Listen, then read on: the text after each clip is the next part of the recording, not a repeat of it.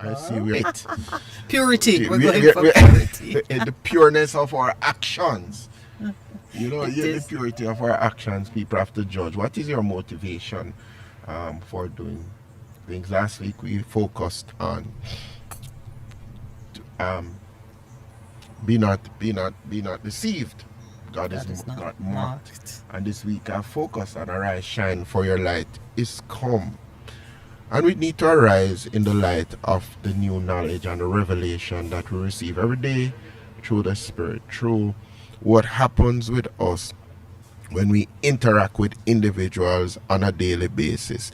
Your interaction with a person, your interaction with the system should cause you to have a greater understanding of who you are, what your purpose is, and as they've always heard me say, a very important part of our interaction is to do right, to do right, to do what is right, even though we may not receive, as you'd say, a reward. No, I just do right because doing right is the right thing to do. And guess what happens?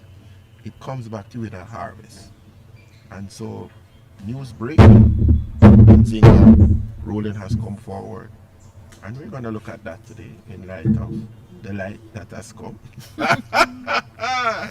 Yeah, we're going to talk about Miss King. We've been looking forward to hearing from the DPP on it. Interestingly, yesterday one of the callers asked a question, asked judgment. specifically of you. He asked if you have a problem with judgment. With the word judgment. Yeah. I have to explain And to you.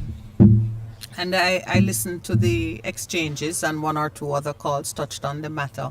And there was something that was really very looming large in my spirit that I needed to speak on this matter of judgment, the technicalities of it, and the principles that surround it in the context of our own constitutional arrangements and culture. When the report came out that the DPP had ruled against charges being laid Against the police. in relation to Miss King's complaints, I thought, and I saw some of the initial reactions were being published. I thought, yes, we need to talk about judgment. What it is to sit in judgment, what kind of judgments we are called to make or not to make, and as we pass judgment on the DPP's judgment, Yes. Judgment and judgment. how do we put ourselves in the right position? All Put right, ourselves so in the right place to ensure that. I know that these are our opening comments. Let me just look at my team to see where I am time wise. Yeah, man, We're doing good. Okay. We have two guests who are going to join us later in the morning. One, of course, we've been talking about the Deputy Prime Minister of the 6th African state. Yes, the Deputy or Vice Prime Minister, one of the Vice Prime Ministers, is a Jamaican, lives in Jamaica, and he's going to join us this morning because while we are in the month of February, we are continuing to focus on things that are important to our history and to our fulfillment of destiny. Let me call it that, because we're always rising up. But to fulfill destiny is the purpose of the uprising that Pastor Percy and I are promoting this season. Yes, we are in the process. So we will of have doing that. Mr. Hugh Johnson with us later in the morning. And again, Maxine Stowe will be with us. She expressed an interest, and we were very happy to make her a promise that on Thursdays when we are here during the month of February, she is welcome to be the third member of our team. Of course, we love her for all kinds of reasons, not the least of which is that she brings a knowledge and experience on some cultural matters that we certainly are hungry for, and we're excited for her to join us again this morning. So those are the two guests that we'll be having. To start off the show, however, I do want us to speak about judgment. Pastor Percival, may I run a Samuel on you and ask you to just bring up Matthew chapter 7 verses 1 to 3. Okay. We're going to start there because every time you use the word judge, those who are scripturally minded say, "Judge not, lest ye be judged." And so I just want Pastor Percival to find that. In the meantime, I am going to refer now to our Constitution the Constitution of Jamaica, which sets up the various arms of state and separates the authority of the state into some specific categories. I make mention of it only to say that the Director of Public Prosecution does not have the statutory remit to pass judgment. So judgment in the legal context, when matters of law are being determined, judgment is not passed by the Director of Public Prosecutions. It is in the remit of the judiciary. So do you have Matthew? Are you ready for me? Matthew 7 what? Verses 1 to 3.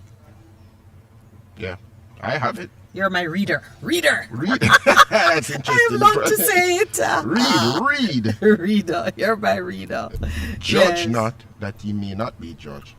For what judgment you judge, you will be judged, and with the measure you use it, it will be measured back to you.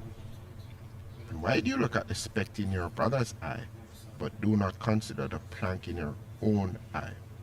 Stop there? Yes, that's good. It's because I want to extract the three principles. Though we always use it to say, judge not lest ye be judged, we miss that the literary phraseology is structured to emphasize that when you judge, because there's the acceptance that you will be judged, when you judge, Make sure it you is know the say that come same back at you at some point. standards of your Your judgment judgment. that will be used against you. So though we use it to say, do not judge, it really is not do not judge. It is saying, be mindful when you judge, because the same standard you use And that's will be used interesting. against you. That's So very we important. are supposed to judge. And we know we're supposed to judge because there are copious other instructions about how to carry out judgment. We are told, Mercy. mercy. Absolutely. With mercies. We are given some clear instructions on how to carry out judgment. One of them is in the same verse 3, where it says, when you are judging, make sure you take out It's the plank, because it presumes in when you sit in judgment, there is the presumption that you are even a bigger offender Right. than the person over whom you're passing judgment. So it says, take out the plank from your eye. This is the bigger infraction or the greater weakness, or be clear that your so that judgment you is not can being take out impaired this by- speck Yeah. out of your brother's eye. that your No, judgment the is not being- disparity, it could have said, take out the speck out of your eye before you take out the speck of his eye. But because everything from this particular book speaks to humility, speaks to you seeing yourself as weaker, as smaller than the other guy, it says when you are judging someone, just assume that you're worse than him. And if you assume that you are worse than someone over whom you sit in judgment, you will always be merciful, you will always be empathetic, you will always be considerate, you will be prone to giving him the benefit of the doubt. all the time. And so that is the manner in which judgment should be passed, because it is presumed, it is accepted that we are always going to be making judgments. Right, because that's a very important point, because in every situation, in terms of making decisions, you have to judge between right or wrong. Should I do this? Should I do that? So you consider all of the things, but at the end of it, in terms of the whole thing of mercy, if you were in that position, How would you want to be how would you treated? want to be treated? And, Yeah. and even my brother yesterday was saying, you don't like use the word judgment. And I says, over time you become wiser, that you're not quick to pass without truly understanding. Proverbs 4:7 says, with all I get wisdom, but more than anything else, seek to get understanding. And understanding is about trying to get the other person's perspective on the situation, what were the circumstances that caused them to do what they have done. And having done all of that, then with all the facts in hand, which I think is what the DPP has done in her judgment, she made a judgment. Yes.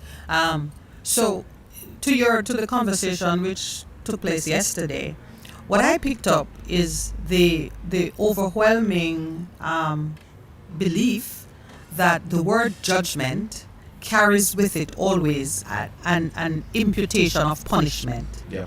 and it does not. So Okay. there are 19 types of judgment. Oh, there? when you go to research the subject, you're going to discover there are That's the 19 law? types of judgment. No, because judgment is not confined to law alone. I just And that told you, is it. Okay. yeah. But at the base of things, fundamentally, there are only two types, really. There is judgment in the purest sense, which looks at truth, deciding between right and wrong, Right. and based on truth. What is true? For example, What is the standard you use it? An object which is known to be an apple by designation. When we look at it based on all the known characteristics, we say apple. But I go and come and say it's not an apple, it's an orange.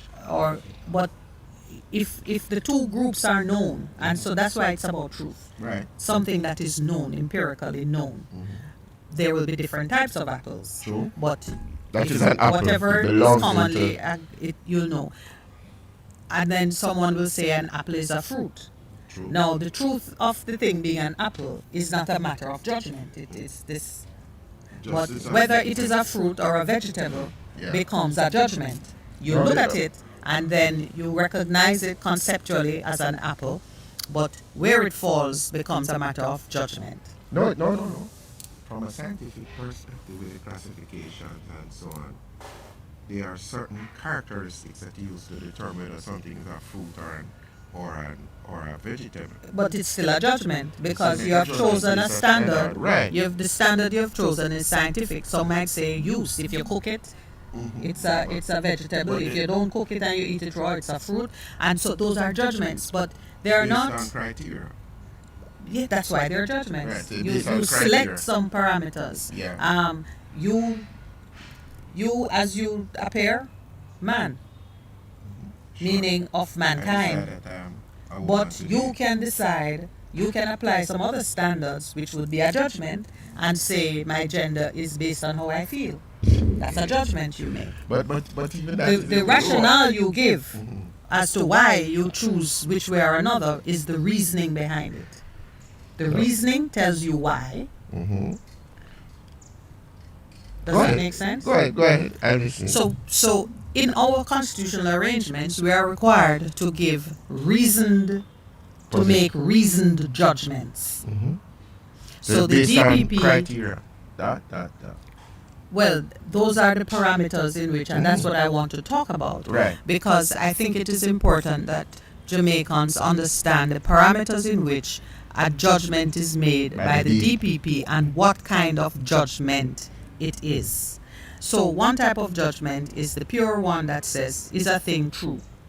The other type of judgment has more to do with whether or not a thing is practical. That's a moral judgment. Okay.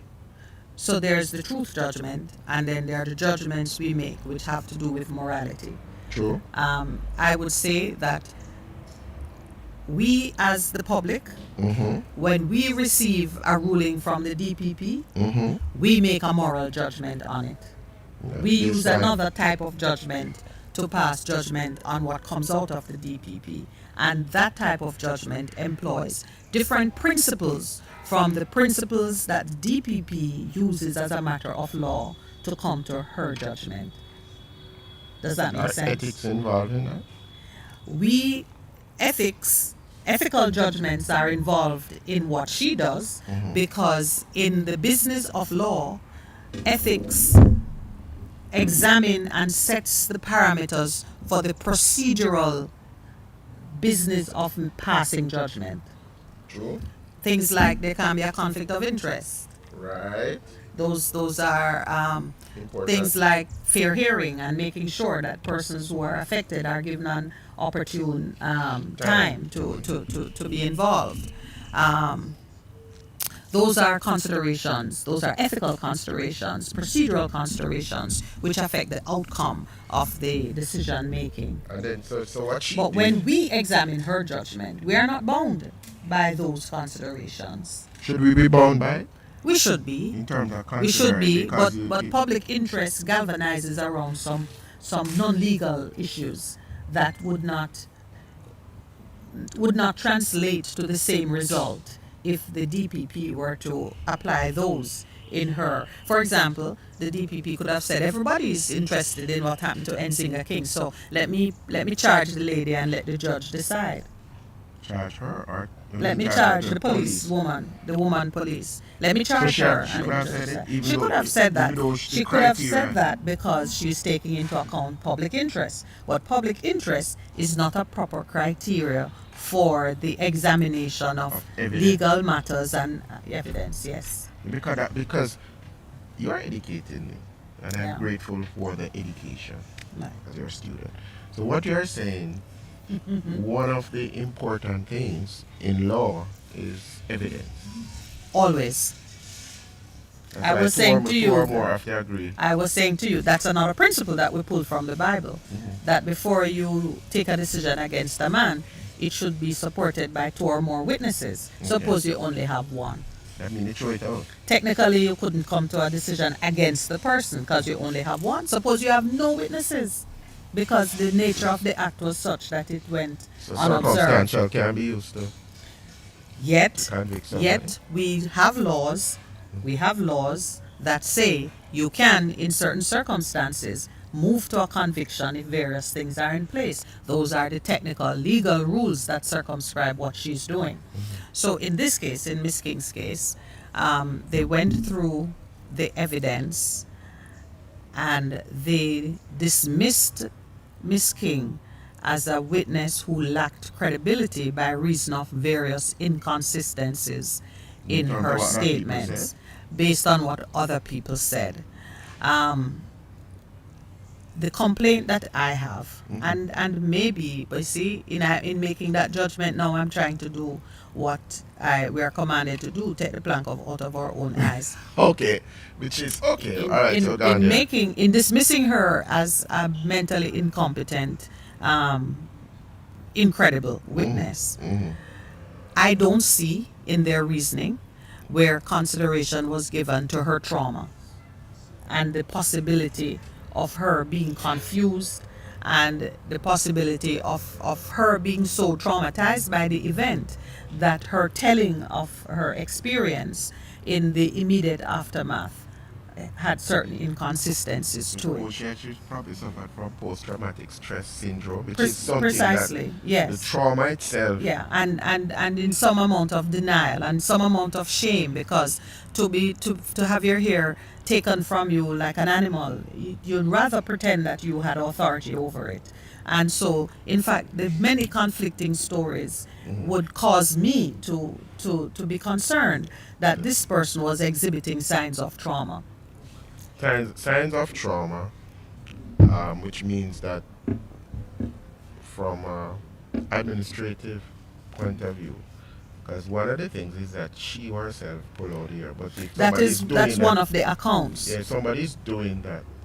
The police would say, no man, normal people not pull out. Over a period of 2 days, Yeah. and you would be concerned that someone in your custody, especially someone whose hair is an important part of their identity. Right. It's no different from if you were in the cell trying to cut yourself. Yeah, because It's self-harming. That's self-harming. So self-harming conduct observed over a period of 2 days, reported on from it started apparently. There's should no have mention acted. of any contemporaneous report by the police. The idea that a policewoman swept the hair into the drain, to me, is lacking in credibility. I've seen those cells, and it don't appear to me that the police go in and clean them personally. Giving such value to the word of another person who was charged or awaiting process, a young lady there who was there on a charge of murder or waiting to be charged or something. There's a whole set of rules that circumscribe what they call jailhouse witnesses. People in the same system who give evidence against each other. Okay.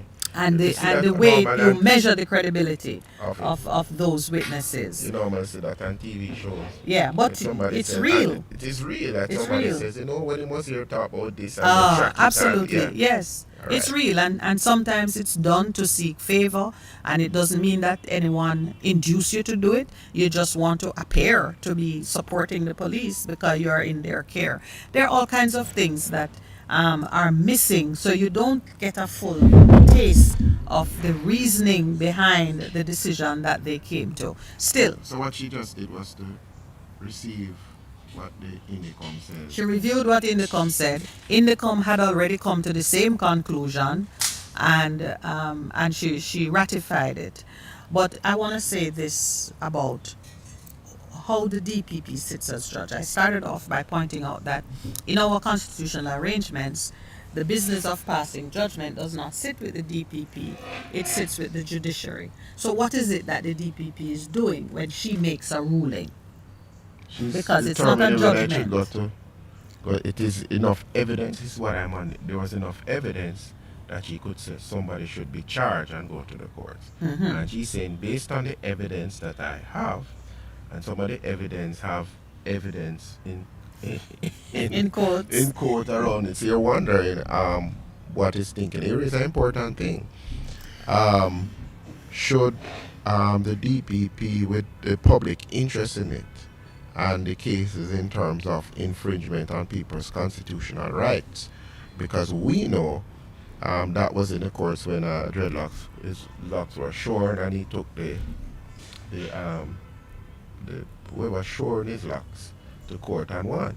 So that you cannot do that to somebody when they are in your care, because there's duty of care that you have to do in regards to that. Yeah. So the question I've posed is, should public interest be a relevant consideration in the DPP's decision-making process? It was, because I find it interesting that Green's own came and hers was like 3 or 4 months before his, and his had just come Well, out. over time, what I have seen is that the publication of her decision is done in the public interest, meaning she will let the public know what she has done and why, because she's responding to the public's interest in a matter. True. But whether or not the public's interest in a matter is a consideration in the decision she comes to, I'm posing that question because in law,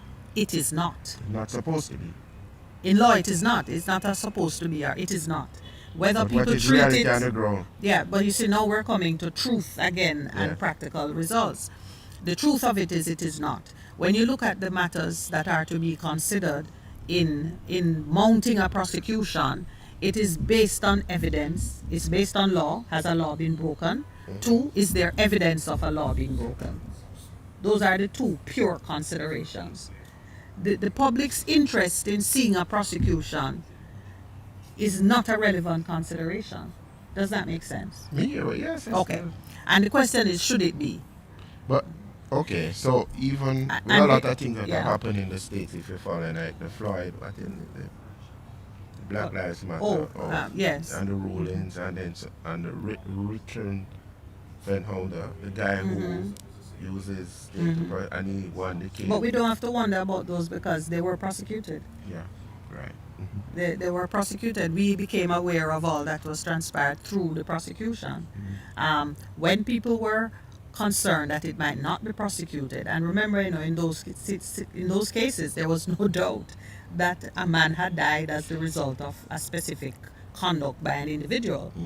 So, and there was evidence. The weight of the evidence is something that goes to the judge. So the question coming out of the DPP's ruling in this is, should the weight of the evidence be reserved for the proper arbiter of cases, which is a judge? Okay. That becomes the question. And that's the question because we're trying to the answer. DPP says the credibility was an issue, which means the weight of the evidence was an issue. But there was evidence because a lady complained. She said, this is what happened to me. They found her here, evidence of her here in the cell, which means something happened to her in the cell. The question is, did the police cut her hair and she, morning it, brought some of it into the cell with her, which is possible. Or did she really, as the witness, other witnesses said, did she take out her own But that hair must be while in painful, the you know. cell? What? Was it all of her hair that she took out in the cell? Did they cut some of her hair? Those are issues that could have gone to the judge. We're getting the sign to break. May I close on just one point before we take the break? And it is this. When the DPP, I raised the question, what kind of judgment does the DPP pass? The DPP is only called in to make a decision between an accused person and an accuser. And when she's making that decision, the accuser is on trial and the accused person is protected. That is something that we all need to understand. Which is important. The accuser is on trial because she must determine whether this accuser has made a credible report that can be prosecuted successfully. And we have an interest in whether it can be prosecuted successfully because it's tax dollars that pay for prosecution. So we don't want the court's time to be wasted with matters that are unfruitful. And it is the accused, and the accused person is protected. The accused person is protected by presumption of innocence and the entitlement to due process. So we'll take our break now and talk about that a little more when we return. This is the real one because I also have to welcome Maxine, our Thursday guest. For the black month of the month of February, the month of black. Month of black. Yeah, as long as you avoid saying that the N-word. Is the N-word? Yeah, man. Say, you're Eurocentric, but we're Negroes. We're Africans. Didn't I say avoid saying the N-word? No, but me just clarify what you said, you know. Huh? Marcus Garvey association was the... Yes, NIA? Yeah, Universal. UNIA? Yeah. Negroes was accepted. Yes. You knew sometimes you use a word because it removes doubt about NIGGA. Which No, one? when the N-word comes up, it's Yeah. when they use it derogatively. Yes. Like you're a nigger. Don't call me a nigger. Nigger. But then I hear people say, what's up, my nigga? Right. That's why I said over time it take on Different connotations. In terms of context and so on. Yeah. But where you stopped. Yeah, I which know was- you were I going to was- bring me back the- there. The juicy point, which is accused versus accuser. Accuser, right. And in that instant, the accused was? The accused is protected and the accuser is on trial. Okay. And you'll see it if you love to watch court TV, and you'll see it when they are preparing the witness. Witnesses are prepared, they're grilled to make sure they can be credible, that they don't have any secrets that might question their credibility, and it's almost inhumane because who don't have secrets that might question their credibility? That's true. All of us, which is why when it says take the plank out of your own eye before you attack the speck in another man's eye, it's reminding us always that we are frail, we are broken, we have problems too. But somehow in the technicalities of law, that tends to be the weak points that get pressed. So Nzinga King was on trial, and you see it in the 14 pages of judgment. She was on trial? She was on trial. the police Her wasn't? credibility, no. The police only goes on trial if he or she is charged and then put before the true judge. Remember, in this situation, although She was... the let me see if I'm DPP understand is what you're making saying. a judgment, Right. this is not the judgment that our Constitution speaks to. Okay, so what she does is to ensure that if somebody is accusing another person or something, that what they are saying is credible evidence. That could mount a successful prosecution. Which is what It's in her name, Yeah. Director of Public Prosecution. Okay. So she makes an evaluation as to whether or not a successful prosecution can arise. And in so doing, she mimics what would happen in court. Okay.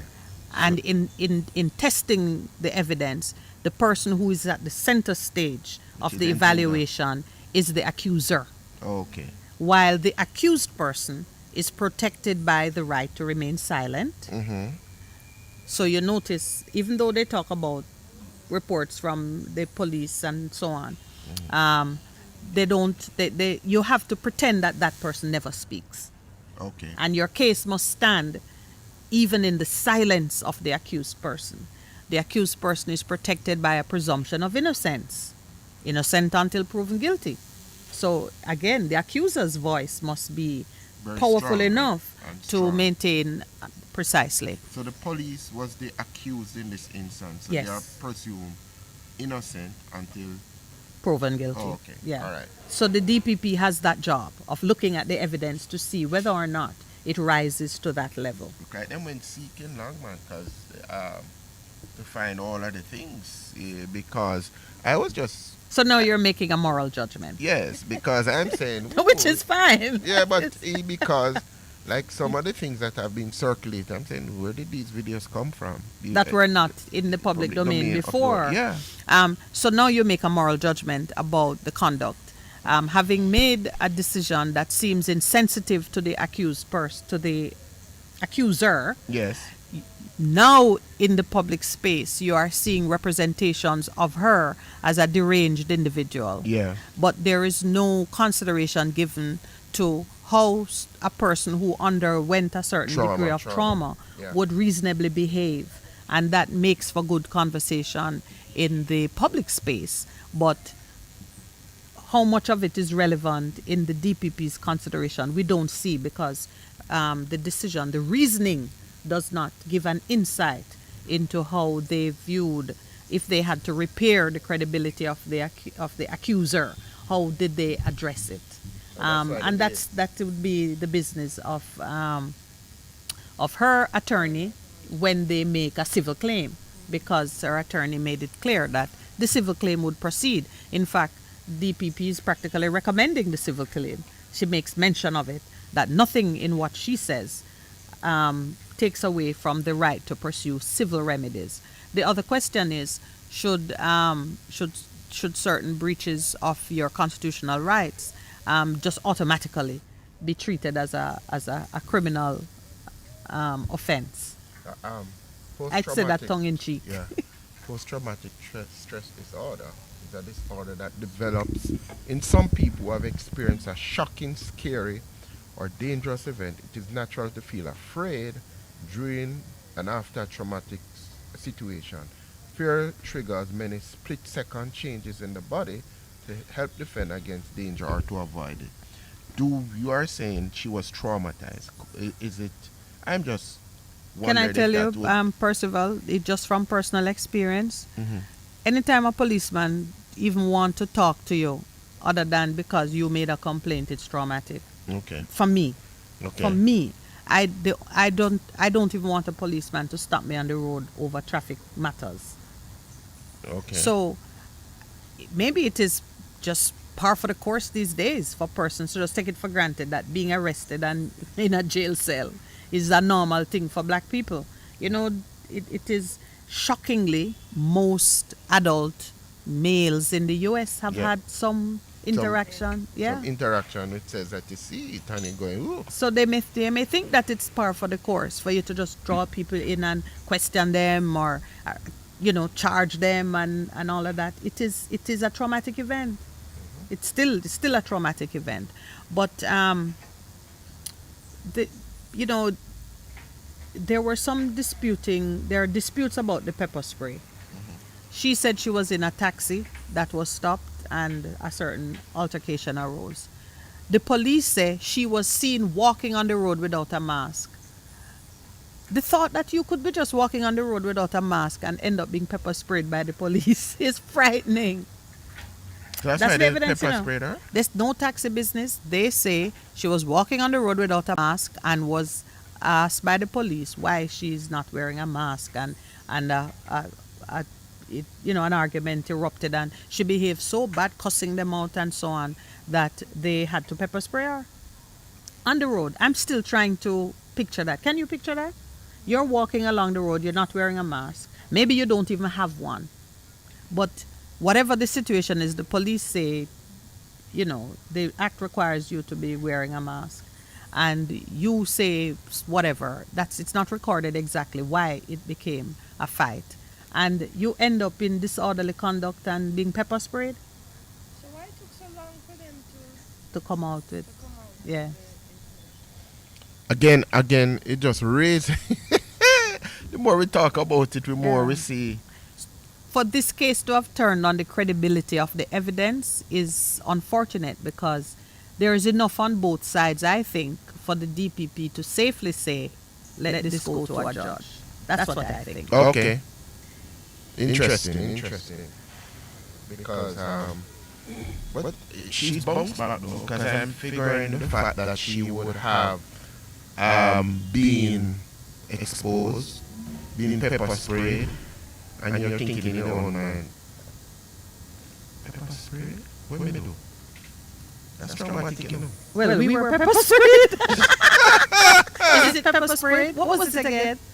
That bomb thing that they throw and it gas. Oh, tear gas. Oh, yes, that happened to us. That's a long time. We're in the middle and we're, whoops. Yeah. But the other thing is that Something she happened. grew up she was born into a Rastafari family. Mm-hmm.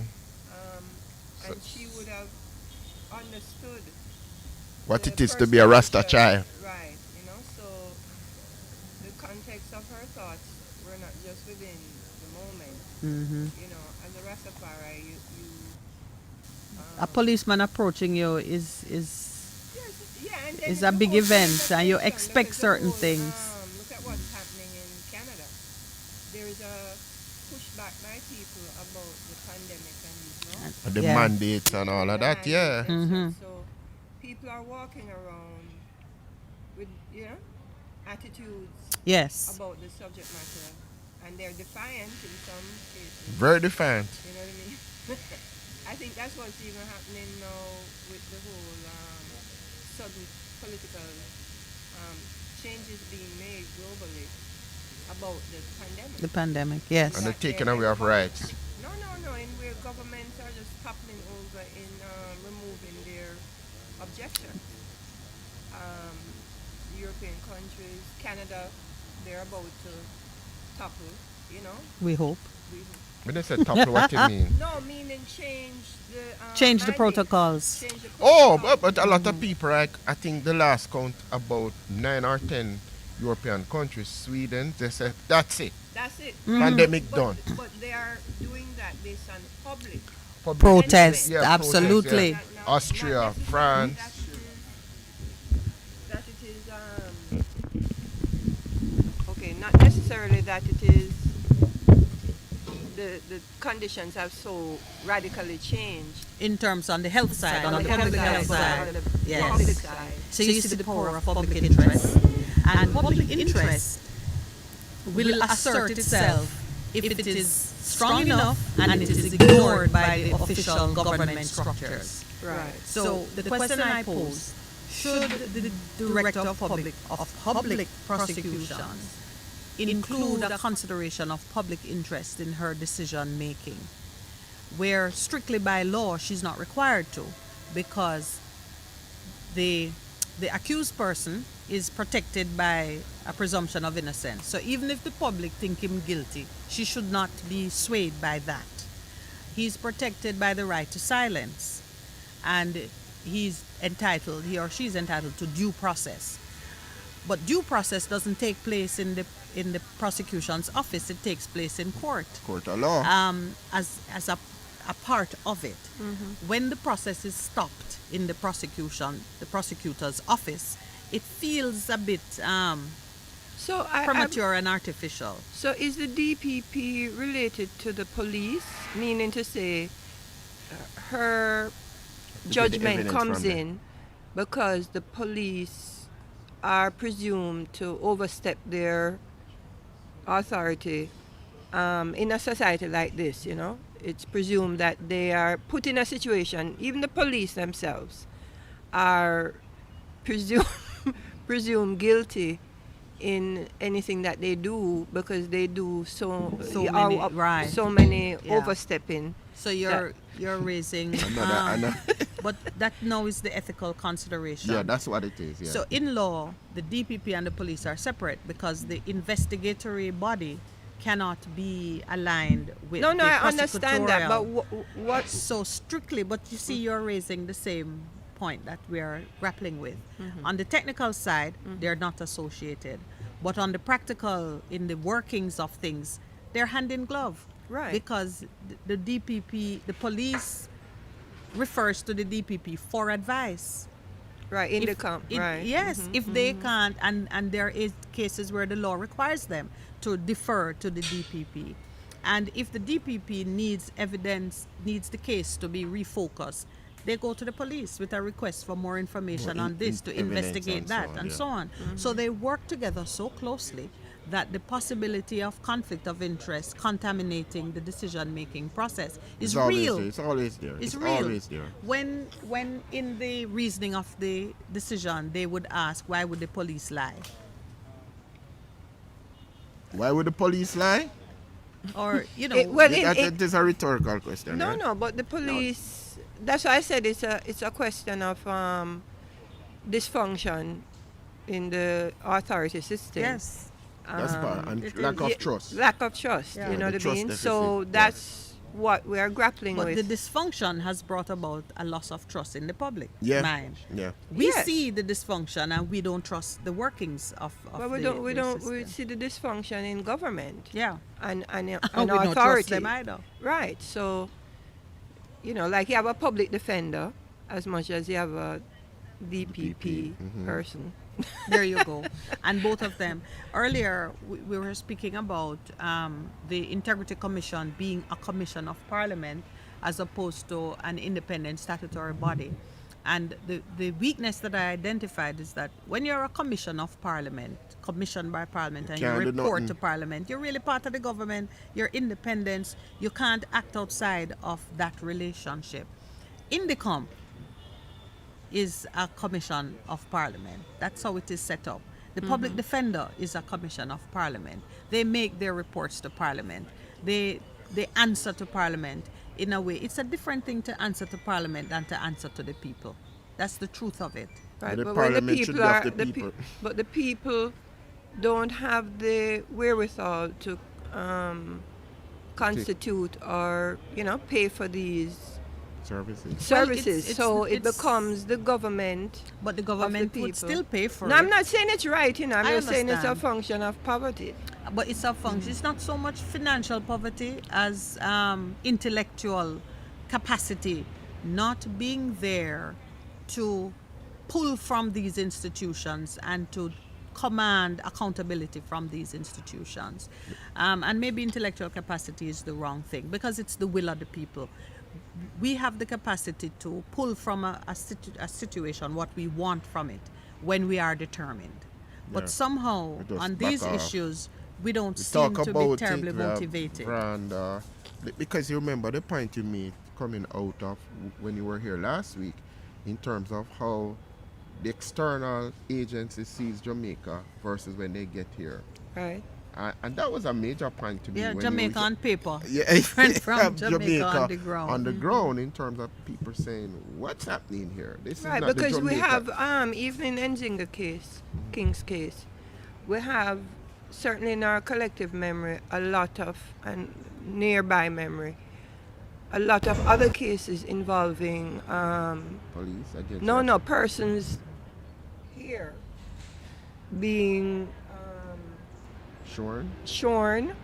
We had the case of the elder that was in the hospital. Yes. That that still hasn't that been hasn't resolved. been resolved. And then you had where the children were being Prevented banned from going to school yeah, Yes. because of the hair. You had Miguel Lawrence famous cases which he successfully litigated. Right, so there's a presumption that the hair itself is an offense to the society. Yeah, to You know what I civilize mean? So, sensibilities. like you are already accused because of your yes. because of wearing the Yes, hair, yeah. So there's a presumption that the authority is against you, So if a situation comes up with just the name police and the name Rastafari and the dreadlocks, you have a lot to wade through before you can get any like justice. right, The people exactly, that say, on either side. Dirty Yeah. Rasta them, 'cause Yes, them wear man. the Yes, hair. yes, Right. yes. You know what I mean? Characterization. Yeah. Right. We have to be careful. We have to be so careful, even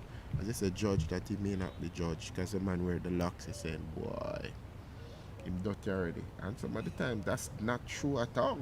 You might have instances, but you characterize them a certain way, so already your walls are up as to how you're going to treat with this person. And then the fact too, as has been pointed out, she probably had some challenges that make it even worse. for them, because some of the videos that I, have been I circulating. actually Yeah, because I saw a video on my way here. I was kind of shocked. When she was in the police In the station. police station, Yeah. and because that would have prejudiced Everything. everything had it come out earlier. You know what I mean? But like I said, because they're dealing with the sensitivity and the history of the That's an police. interesting point that you're making. You're thinking that a depiction of the accuser, the young lady, as someone with a violent temper or capable of using certain words would have caused prejudice against her, or what direction would the prejudice flow? Against her. Against her. Against You know, public perception would be, okay, maybe she was being unmanageable, which caused the police to act. But then the police, it would be against both of them, because it's almost giving the police the right to have cut her hair. No, you understand? Yes, I'm saying, yeah, so yes, they would I'm- have to, I'm they would have to leave it out to get a. I'm puzzling over it because That's when they said, why just come on? no. Yeah, it just when came I out. saw to see her anger, I can relate. Okay, so my style of responding to stress may be different, but that is a stressful situation. You're either going to just bawl and behave like your world end, or you're going to try and fight. And if you recognize that this is a girl who already knows that Rasta is oppressed, Right. if And you grow up police represent recognizing that, Babylon. and police, you're now in the heart of the beast. Listen, man, I taking have my somebody daughter. down I've with seen me. my daughter. She's not a Rastafarian. Get involved with the police, especially here in Jamaica, and I had to be sitting there and praying, you know, because she's actually born in America, so she has a different sense of, you know, what right and wrong. Okay, so the behavior not strange. It's It not might be strange, that's different what I'm saying. in terms of She- the yeah. language, but the resistance, resistance and was the like- energy behind it. Exactly. I So was understood there it perfectly. Right. And the you know, police so- is trained, must be trained to deal with that. The policeman is only your friend if he's taking a report from you that somebody robbed you.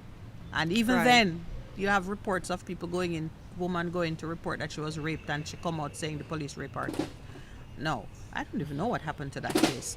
But the reality of it is that that young lady's behavior in the face of what was happening did not seem at all surprising to me. Right, but it could be also that the police did cut her hair because they were offended by her behavior.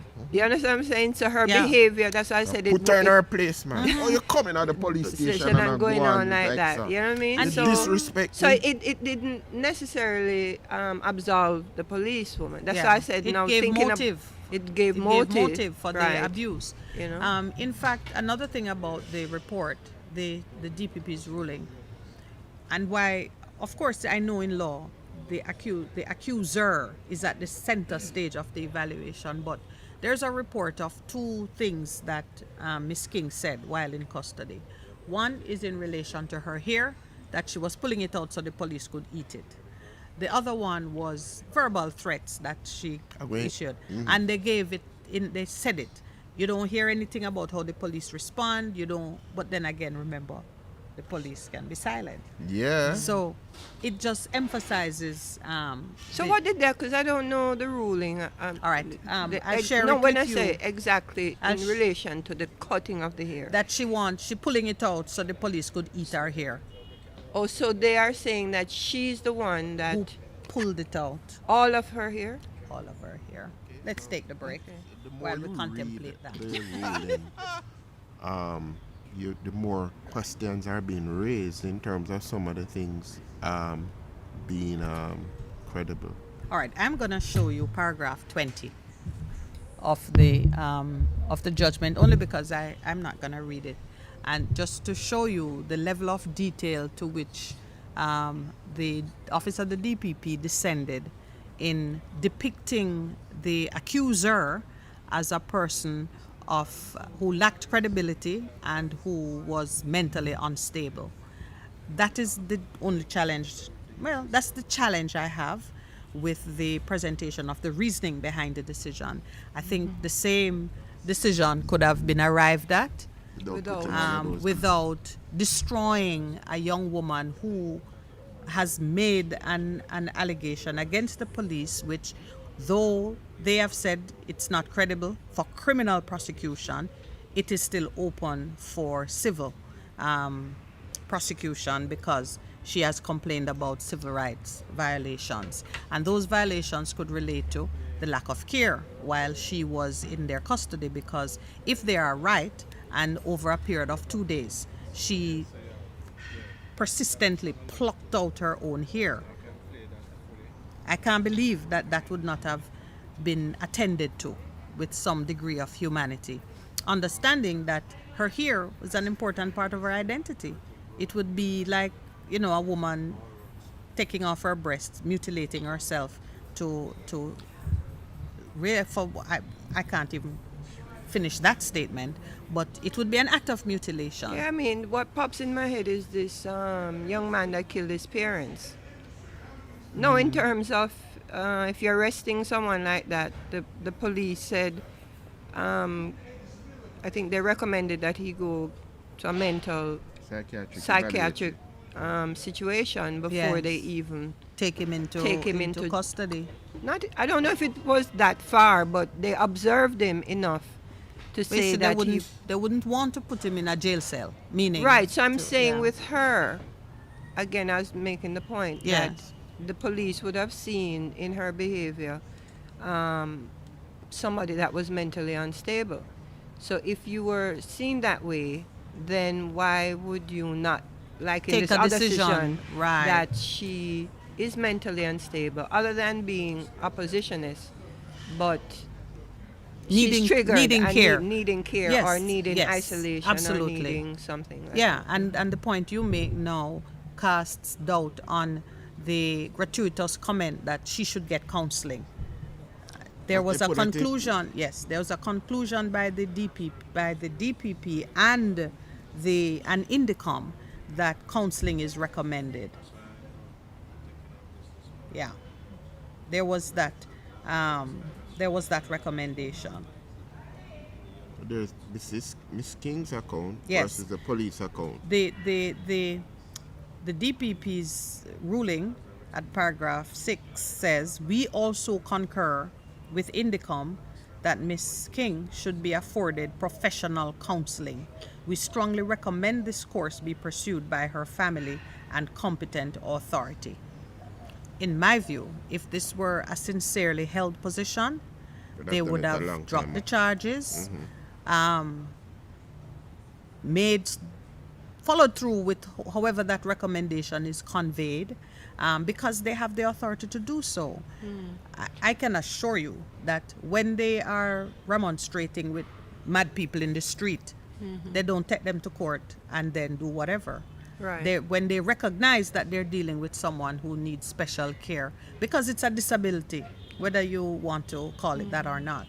It's a disability. When you recognize that there's a disability, you don't have them trotting back and forth to court on I a think they were charge. trying to, with the DRMA and with the persons on the street, that they were being opposed in their authority, and that, and making examples of right. anybody they could catch. catch, right? Yeah. So there's a dynamic that this whole thing is playing out in. Yes. There were two young men from, I think, St. Anne, Brownstown, who were brought before the court again and because both of had this. locks. Right.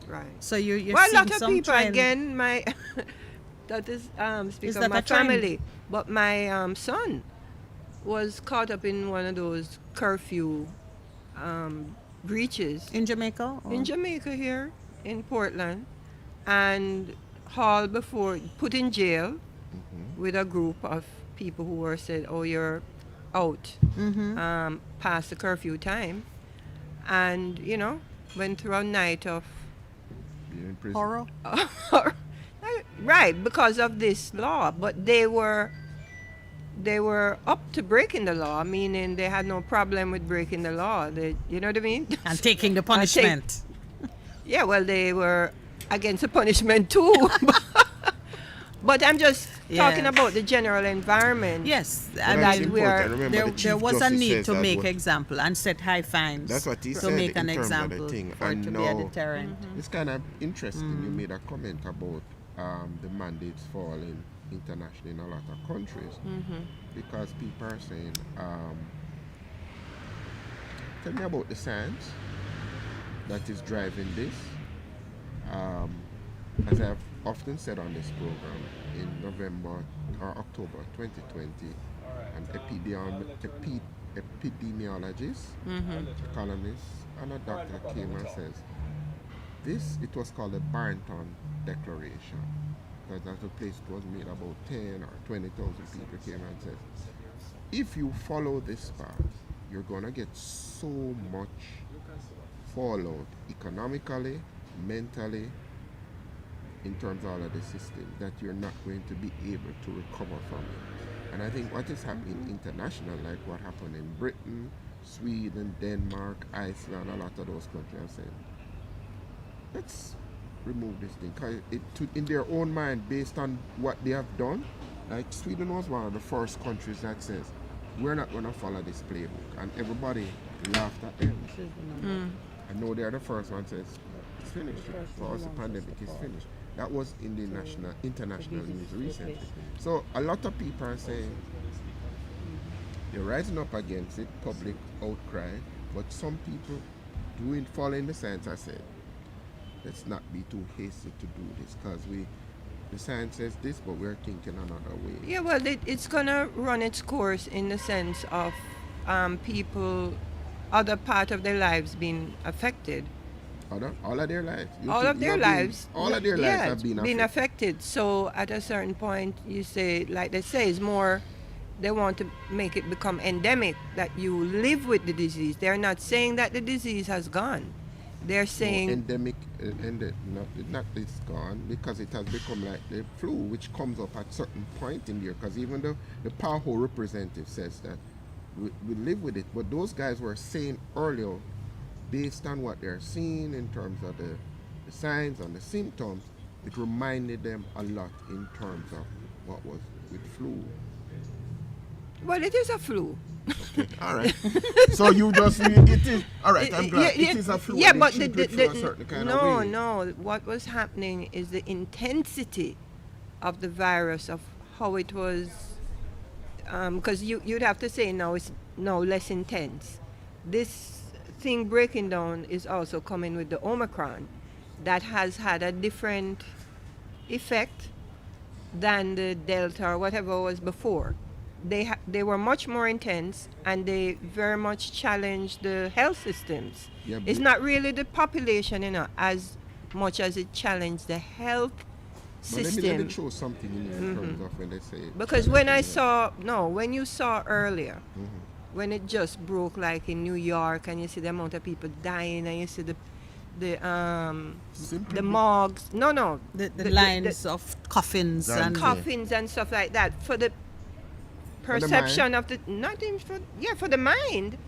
And you saw how you would have to react. of course you You see understand what I'm saying? 6,000 coffins in a room and know that they're filled. But- You know what I mean? but- The intensity.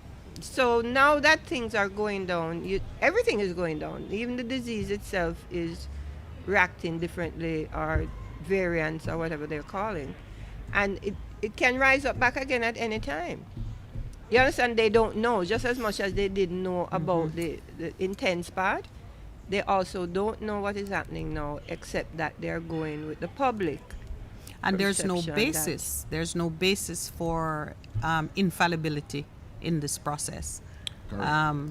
So we can't go on the basis either that it is gone, or that it won't be here for long, or there's no empirical Things evidence. that are available to use.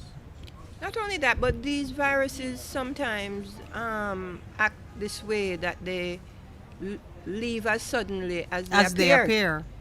Flu has You know, left us suddenly. Anyway. Yeah, but You know, the the- safer course, wouldn't the safer course be to assume that we need to learn to live with it? That That's way, what people are if saying it a goes, long time. so that way, if it goes, that's No, a but blessing. you would have If to it's make here, that we decision make within those- the process. You Yeah. couldn't it couldn't happen and then, oh, you make that decision. Over time, you can make that decision. So the time has come now to get to that point. yes. you Let's know. move to the human judgment. We were talking there. Oh, you still want to talk about judgments? Well, No, this is but- a judgment. Yeah, but human. No, You're it's a judging judgment whether power. you keep going the way you were or you Or switch Switch mid-course in course. terms of what's happening. But we've spoken about judgments. I can't believe yesterday you were accused of not liking judgment. But that's all right. This But morning. we're doing the judgment thing. This morning you yeah, said, because let's look at actually human as you were judgments. reasoning this morning and even sitting here, I'm saying but we're judging every minute of the day. Of course. You're Like passing every- judgment. Mm. Yeah, like life is about passing judgment. Choosing And you this, gotta choosing develop that, the because that is- ability to make as you said, sound there are judgments. 17, 19 types. 19 types of Yes. judgment. Pastor So I want me was to look just at one thinking more. about it when you made that comment, and I said, but I'm in a constant state of judgment. I'm judging this, judging that, judging You're myself. judging yourself. Absolutely. You know what I Yeah. mean? It's more the like I said, the way people, the system or whatever judges you, and you're constrained by external judgment that we are Those are the ones that preoccupy our minds, and you know. present areas for conflict. Yeah. So when we're considering judgment, you always have to think, where do I stand in the process? Am I the judge? Am I the accused person? Am I the accuser? Because whichever position you occupy, a different set of rules apply to it. And as I was emphasizing with Pastor Percy, when the DPP publishes her judgment, we stand in judgment of it as the judge, and we apply a different set of rules to what she has done over and above sometimes what she herself has to contend with. And in this specific instance, and it's something that I really want Jamaicans to understand, because the Office of the Director of Public Prosecution comes up for criticism a lot. And mostly it's because persons do not understand truly what she her does. role is. Yeah. She strikes a balance between the words of the accuser and the accused person, and all of it is, can I mount a successful prosecution? If she kept prosecuting matters and losing, we would doubt her judgment. Right. We would say she clearly is not making sound judgment, or she's a bad prosecutor. Right, right. But those words have been levied. That's what I know. Yes, but usually it's when she chooses not to prosecute. Yeah. It And they seems say, "Could I that do we better?" wouldn't mind if everyone is prosecuted. Whenever she chooses not to prosecute, she comes under very, very punitive judgment. Especially in a case like this, because it's a Yes. It's all in the public domain. yeah, and because the, And because the, of the the timing, relationship too. between the police it's a and the police and the Rasta Rastafari, the community. fact that Yes. the DRMA is not Yeah. you know, like they're saying the authorities are using it to In an oppressive way. in an oppressive way. Right. They're generally in an oppressive way. But But this- now they have another tool to use, you know, against a community, against a community that has that always been in disfavor. no, And not just only not not, that community, not or the whole community. of no, that's what Jamaica. I'm saying. It's not just the Rastafari, Yeah, it's but by everybody. extension, the community that has less power. Because Mm-hmm. remember, most of the behavior patterns they're saying is in the inner city, Right. etc. Marginalized, poor people. I get you. etc. I get you. So they are the Yeah. ones that have to be contained, because if you tell someone not to go outside when they're Inside is the It- inside arrangements, but- amenities are yeah, oppressive. you don't even have. Yeah, you're living in one room, so the Yeah. road is actually your fresh veranda. air is outside, and fresh air You know, is the- actually You know, we're outside. talking outside, life, you but it's a know? reality. Now, Yeah, I was saying to my children, I says, you know, some of the times we drive someplace, you always ask yourself, why is it that the people always On the road at some hours. And, that, and I yeah. said, let me tell you what it is. So you see that structure. In that structure, you have 10 people living. So the decision has to be who got to sleep now, who have used of the bed and thing. And that is a reality, of a Reality. lot of people in Jamaica, land that we love so Yeah, much, yeah. in terms of staying out. So that, as it says, they're around you're on the street. road Exactly. is So where when they you're play. telling, right. So it's not where they Your socialize, lives, that's where where the they make their entertainment is. living, Yeah, everything. so it's you know? so it's So a it's- reality. So even as you said, putting in that DMR, which really doesn't take into consideration the reality of The a lot of social people, realities of some of- people. yeah. Crazy. Even the thing with the mask now, the industry was burnt out of that, but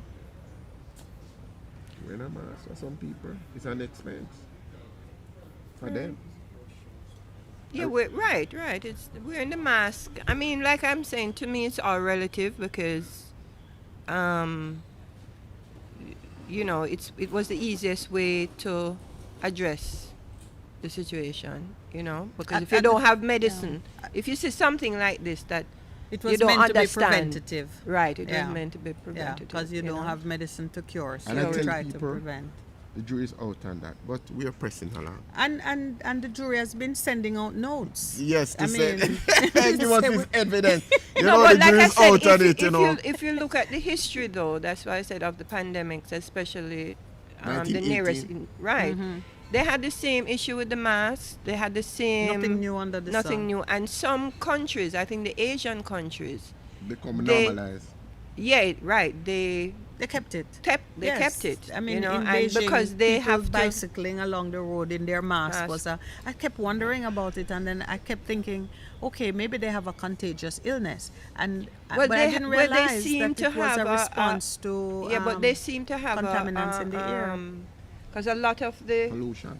a lot of the viruses originate in there. Asia. Really? Yes. My name say No, I no, blame no, no. something. I don't know, but But you don't If know. it's either a fact, No, no, it's no, either a but fact or it's not. it's not. But their society is like a lot of people there, meaning in close proximity. Well, and the etc. same could be said There's of some- India, and yeah. you see similar Similar patterns type of, in But um, we're India. mass in India.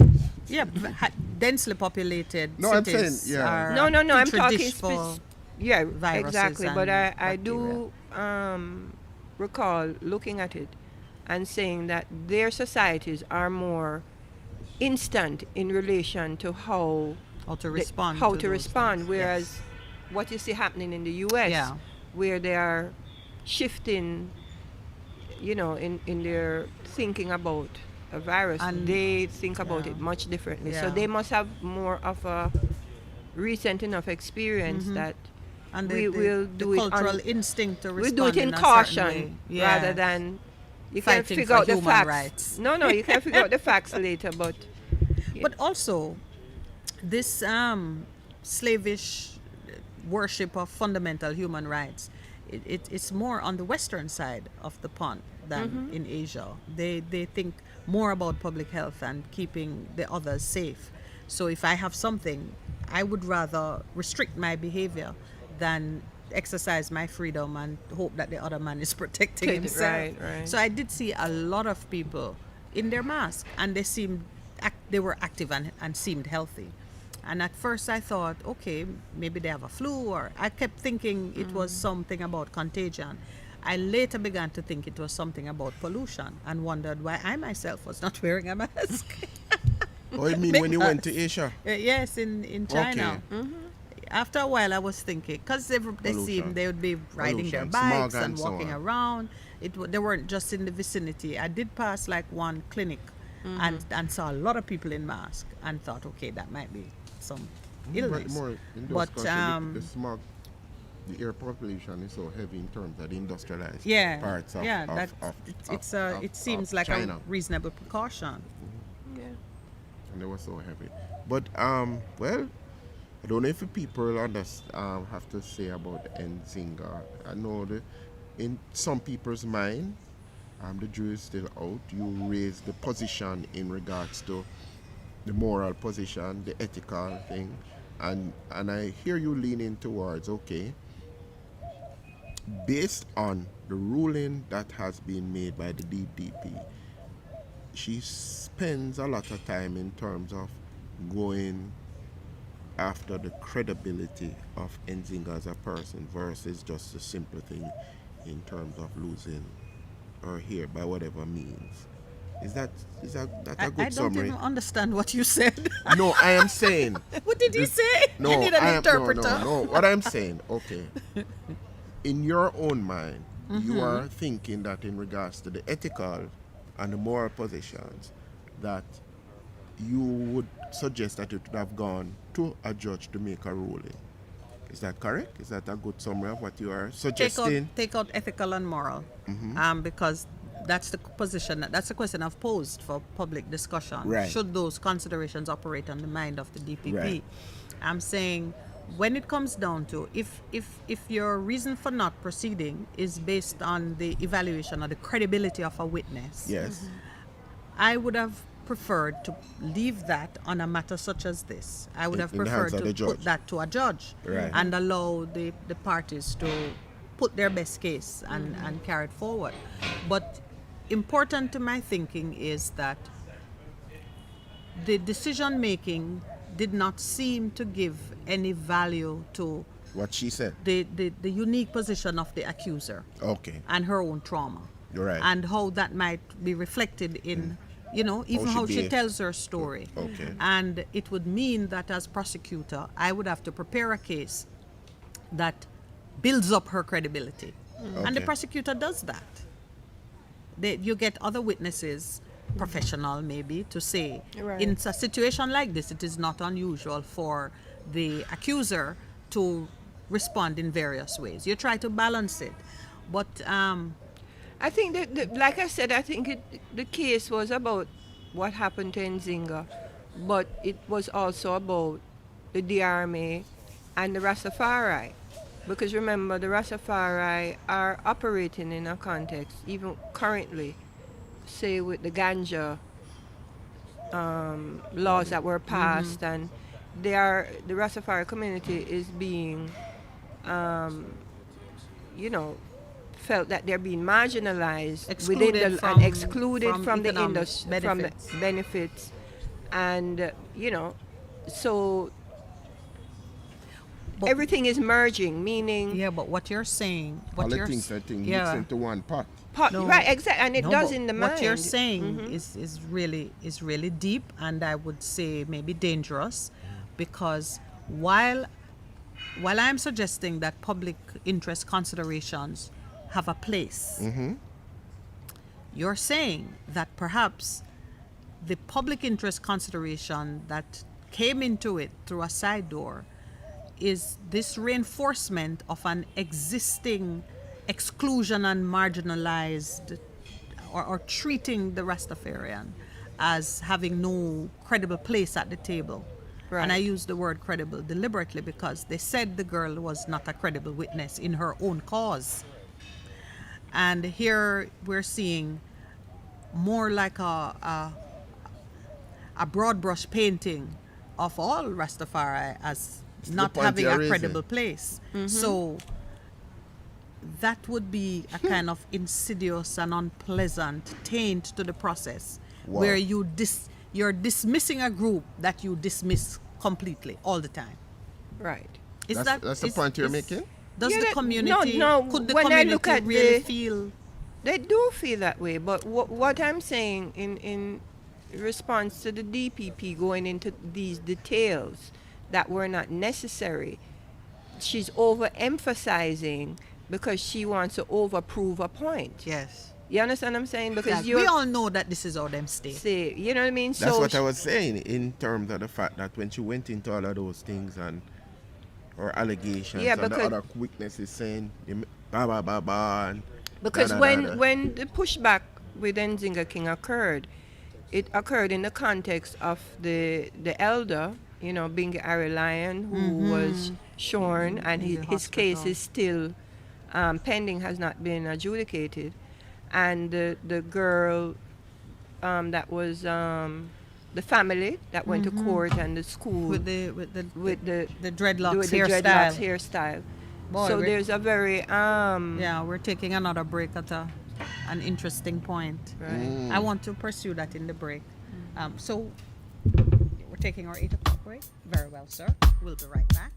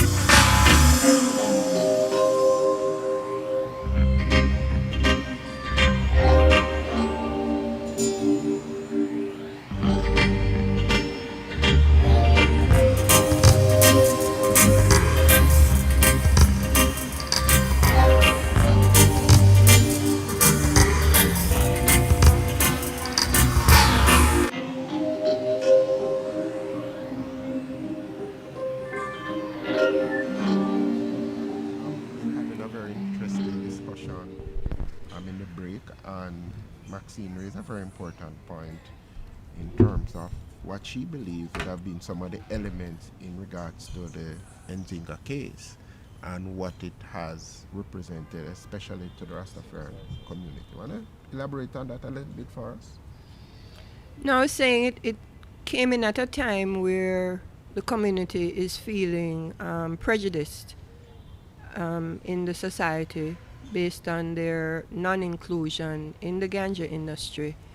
In the meantime, though, the culture is being used in every license situation, every sphere of activity you see. Right, even within the ganja, it's still the Rastafari are promoting the ganja industry in Jamaica, but they're not being included, you know. And this is from what, 2015. In terms of the economic realities that can result. You raised that point last week in exactly, terms of what you're seeking to do with the music. And you're still being targeted on the ground, you know, because you got your sacramental rights, but then you can't do anything with it. So it's like you can't make money with it. You can't make money, or you're not. You can't grow it, or you can't. You know, you're actually more restricted, possibly now, than you were without the law.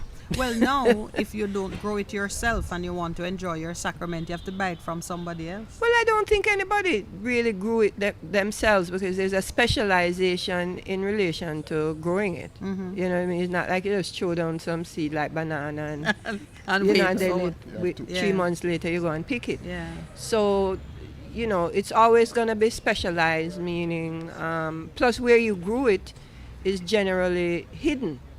You understand what I'm saying? So it's not everybody can go way up in a hill, sit down for 3 months. But I can't have a plant in my backyard now according to the law. Well, that you can, but like I said, it's not a plant that you just put the seeds in there and then let nature run its course. Right, you still have to have a certain amount of idea How to grow it. This is something that was occupying my mind. Does it mean then that you, wishing to enjoy your sacrament, have to buy it from somewhere? Well, you've always had to buy it. Okay. You understand what I'm No, saying? the requirement of the law is that you can grow for sacramental use, but you can't sell it. Yeah, but they presume that if you have a law and then you don't understand how the sacrament was operating prior. Before, right. Right? So you in order to say, well, okay, what is going to happen now? You understand? You will get it wrong. You will get it wrong, which is what has happened. Yeah. You know what I mean? So they have done it, again, like in this case, topically for people to perceive that they gave the That there's Rastafari inclusion, but by not studying it, like before they came with the medicinal, there's a lot of studies as to how to bring the medicinal in play. There was no research or development development in that area. in the area of the Rastafari. Countries like Israel spending a fortune on it. America is doing the same. China is doing the same. Right. All over Europe, they're doing the same. And Jamaica, that is world known for marijuana, weed, ganja. We're not doing the same, but we're making laws and regulations Right. without Because the No, sacrament, without the scientific sacrament foundation.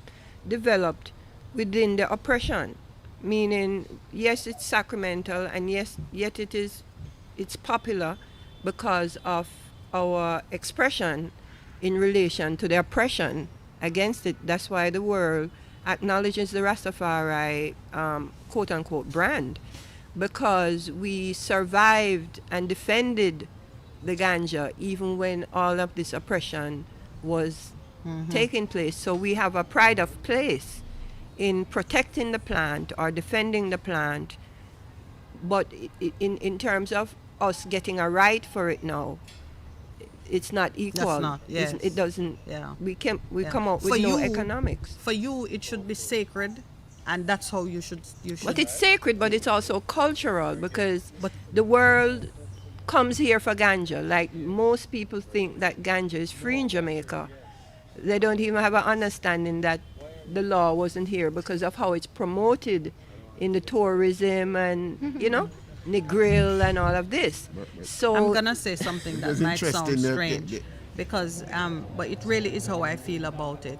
There are some things that black people do, and there are some aspects of our culture that people will charge others money to come and observe us. It's like a Right. zoo.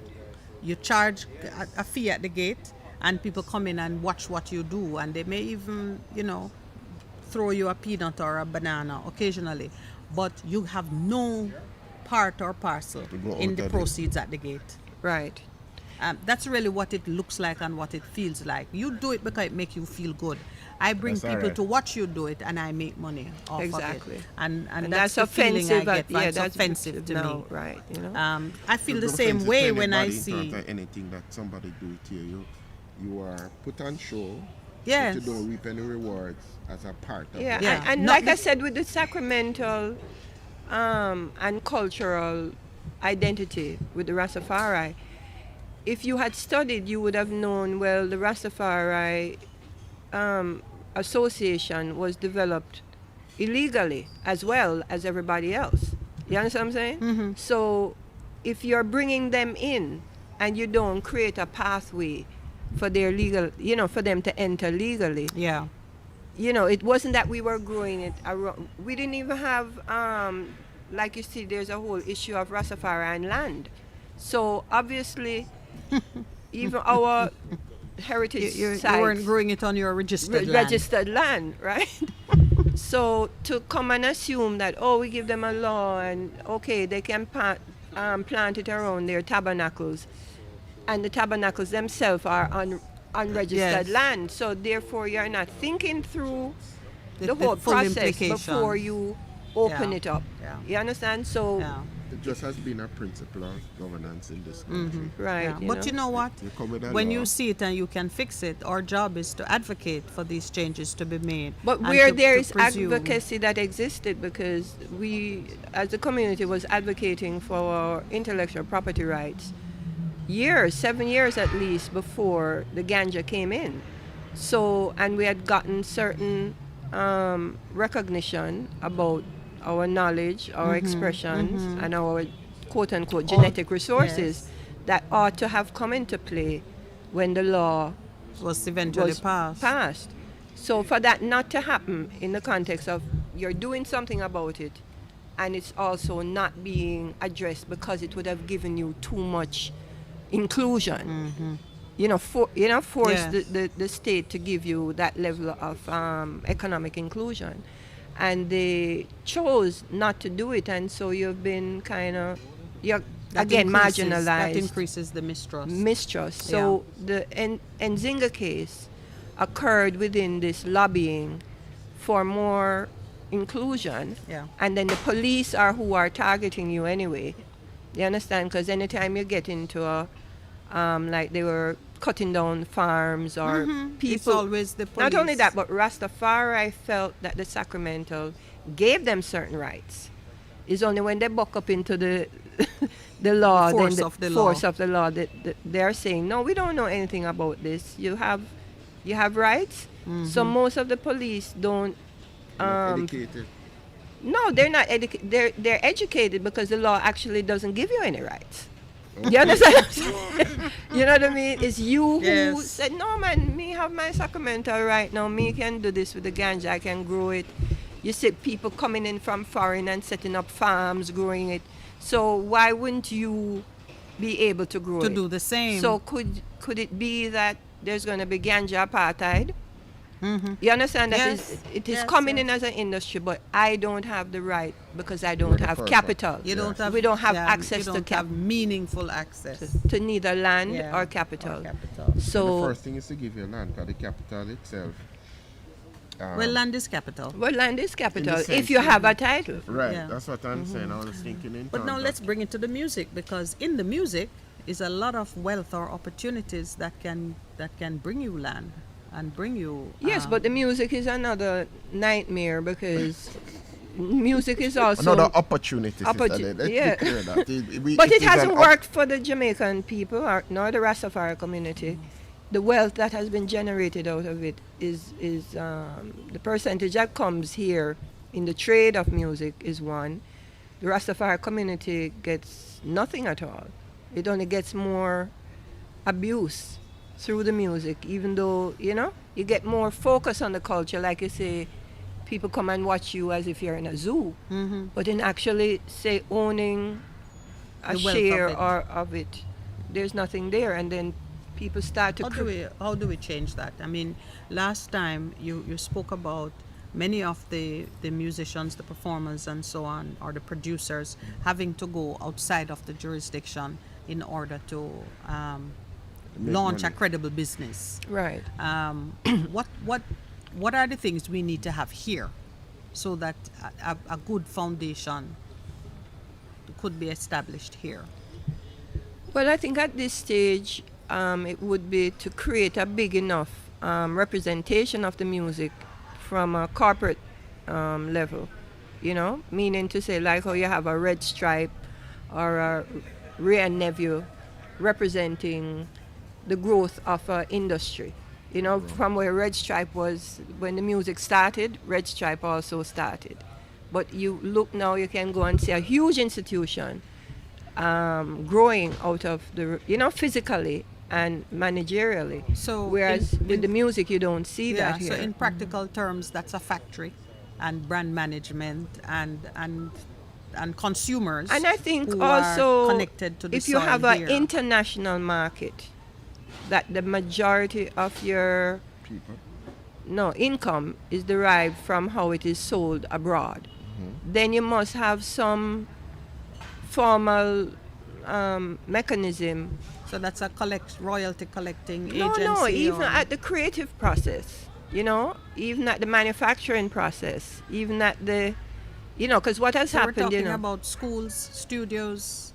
No, you have training those. You have facilities, those, but they have not the what you call it now. Produce.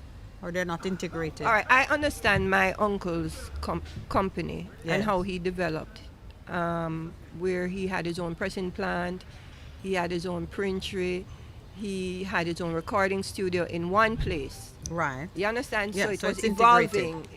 It's you know, getting more standardized. Is there anything like that in Jamaica No, today? I'm explaining So what that's happened what now. we're talking That about. in the 70s, with the flight of the whatever happened in the Jamaican society, Mm-hmm. there was a flight where all of our music producers went overseas in Miami and New York, and that economic base left.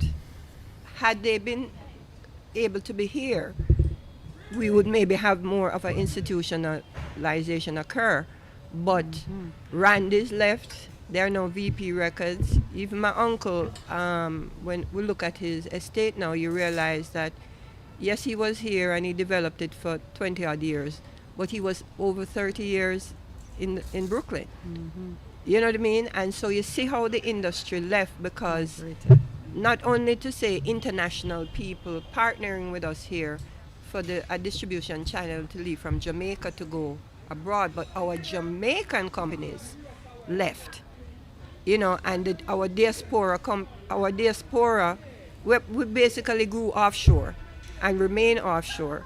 So if you're operating in the U.S. environment as a Jamaican company, then the majority of your income is in the U.S.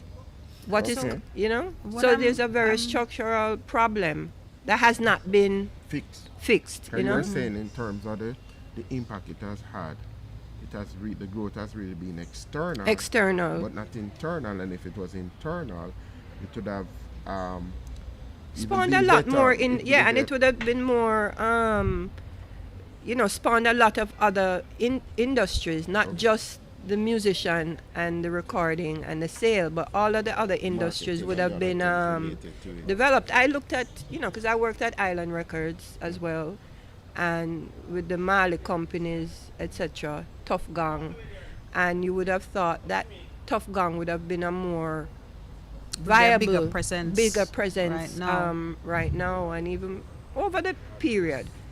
And when you see that it is Not anything happening. not anything There's more happening overseas than here. than here, and the money doesn't circulate through Jamaica or through even the company that's the mother company that's here, then, or this is where it was created. This is So where tough.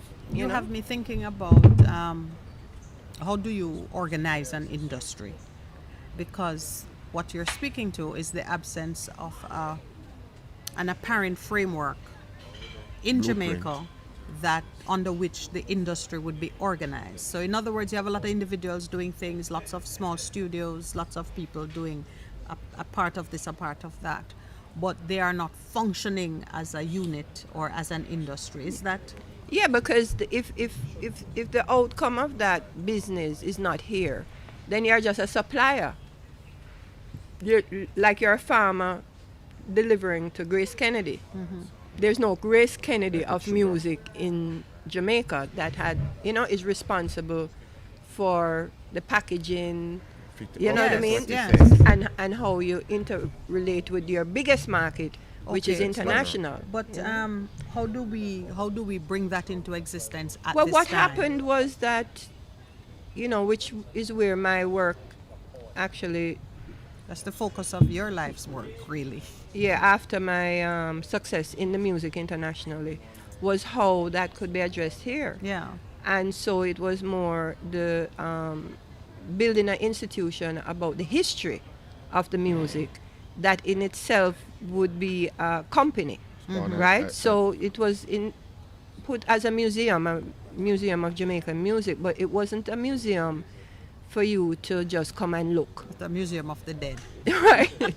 Which It most was a museums living are. museum, and an intellectual property, because you realize now that with the world changing, the broader aspects of the music were becoming more important than the actual product.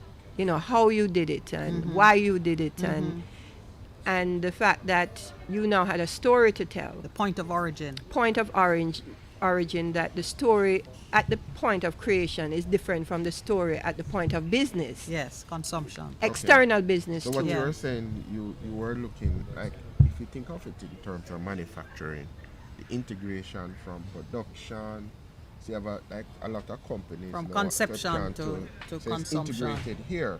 And what I hear speaking about is the fact that the same way, like for export industries here, they get certain incentives. You want Right. to see that established in Jamaica. So we're not just talking about the creative industries. You put in actual incentive that if people want to invest in it, the framework is there so you can Yeah, but the monetize. framework has to be linked to the international. What I I understand observe that. here is there's a lot of talk about creative industry, but the reality that it is an internationally, Recognized. no, your product has to go international for it to sell. That's where it is. It's an You don't export- see it's an the export product. right. You don't see the connection between the support. internet, no, the trade deals, or the, like how they say, for ganja to go to build here, you have to have international partners. They need- yeah. You don't hear that In the talk. From in the Discussion. talk, in the discussion, So in the like who building is of going to the- be who are we wooing to come and be our international distribution partners from Jamaica? You understand? Because if the distribution is external, then all the The money things overseas. It's like stays service overseas. industry. Even when we talk about the entertainment industry, we don't speak of it from the position of the entertainer. We speak of it from the perspective of the entertained. So even here, I notice it's more about having distractions for visitors or for locals. It is not focusing on the production right, side the of it. creative So ownership. I So this do- is I do where get your point. the fact that they don't and to really drill do down. that, The you same thing need- with the you need Rastafari and the registries. Sacramental. They don't drill down Yes. to What the that's really root mean. of it. So, So- you who know that they're not drilling down know that it is a waste of time. And as always, You understand what I'm saying? it's how we discount. It's how we discount the value of our own creative output. And we must recognize what happened in the 70s, because it broke a lot of industrial growth. Because if you're middle class an interruption. and your money flew out Overseas. and never came back, you understand? That's How the are end you? Yeah, how of are that you line. now?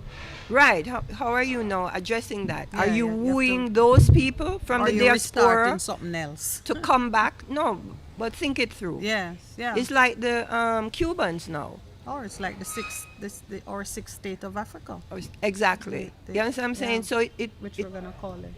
Okay. it requires more deep Thought research and a more development. inclusive Analysis. process. So it's not just left to the bobbing heads in whichever ministry owns it, but it actually involves the people who lived it, experience it, and have a valuable input for it. All right, we're taking our 8:30 break. Let's do that, and then when we come back, I want to share some of what is running. And you see the credits that said produced by, the producer. I had to fight for my position in that credits because I was the photographer who walked around and took all the So pictures. you have the creative photography. It was in my creative output, indeed. And again, just the way, the big man oppressed the small man. the producer was oppressing the The photographer. producer was and oppressing put the photographer. And taking all of the credit. Denying me my creative rights. I had to fight for it and say, please, you've got to put that the photography was by yours truly. I kind of make that point tongue in cheek. It was true, by the way. I fought for my rights. But a lot of that happens here, where the person who has the say, because I had no say in the production Person have the money. Usually the person who have the say, the equipment, the access to market, who's in charge of putting things together. They are the ones who are regarded as having the real value, and the transaction revolves around where they are and what they're doing. When I asked you what do we need here in Jamaica, I do want to get a sense so that even as we advocate for things, we can encourage persons to step into the spaces that need to be filled in order for the industry to take a more viable shape. A lot of people, I mean, we even have callers of different age who say, boy, them write a song or righteousness sing one of them songs to us. On radio, And they're poets and you know, they're doing something in the creative space. But how do you move from your bedroom or your backyard where you're doing something to the marketplace? Well, I mean, it's the music industry is like a Las Vegas type situation. A game of chance? It's a game of chance, yeah, because you are going up against millions of people doing the same thing. Are free, you know, to enter into it, it's not a lot, you know, like, but you play the game because, like how you play lotto or cash pot, you know, you put your ideas in, but there's no guarantee that you'll be successful unless you enter. You understand? And then even when we were working in the majors, in international, in major industry, out of 10,000 entry, the system is built that they only know that there's 100, because if you look at the charts, it only has space for 100, the top 100. But how that top 100 occurs is that you have hundreds of thousands that are vying for the top spot. for that spot. And when you look at the pool of the music, you don't know which 100 is going to come out. Yes. So the company, has to invest in the 100,000 with a ratio that out of that should come one or two, and the one or two that make it big pays you back for that investment. For that investment. So there's economies of scale at work then. Right, in the sense that you can't say, oh, it's like a human agency. You still have to Judgment. Judgment. You have to exercise judgment. Right, but I think for Jamaica, the first thing is that they have to acknowledge that the Jamaican companies are not here. And why aren't they here? And if they're abroad, how do you structure their relationship with Jamaica? You have that authority. To make it The government, it because ends up being government society. That's So where your my policy heart now was reluctantly going, right, that for you to structure an industry you cannot avoid government involvement, because they are the ones who have the pull and the authority, right. And even in culture now, they give here national governments what they call sui generis. Like you can create your own law based on your peculiarities of your own situation. So you have a peculiar situation with your music and cultural industries in relation to your population. Every country has that. Yeah, but you have a special situation between the Jamaicans and the Jamaicans in the diaspora.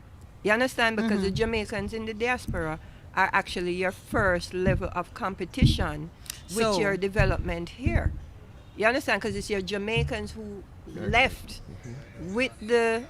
Are you saying that while in this global village, we are, by various international commitments, required to be non-discriminatory in how we open our doors to the public, when it comes to music and things of a cultural nature, you are permitted to give preference to your Jamaicans who are seeking to come back and to build relationships in a particular industry? Yeah, because if you see that their development abroad, like for example Island Records, they started here in 1959, but they moved to England in 1962. So their base became England. Okay. You understand? And That's then Chris Blackwell. And then because they recognized that the market in England of Jamaicans, etc., was much bigger than here, and the demand. So Island Records was first started as a major distributor of the local labels, Coxsone, Duke Reid, Beverly's, feeding the market outside. Did Jamaica profit from that relationship, would you say? I think in the early stages, because there's a recognize that the Jamaicans were still here. So we profit in money, or we profit in building a brand? Both money and building a brand, because Okay. you before that it was just the Jamaicans that made up the industry, like what you bought and sold here in Jamaica.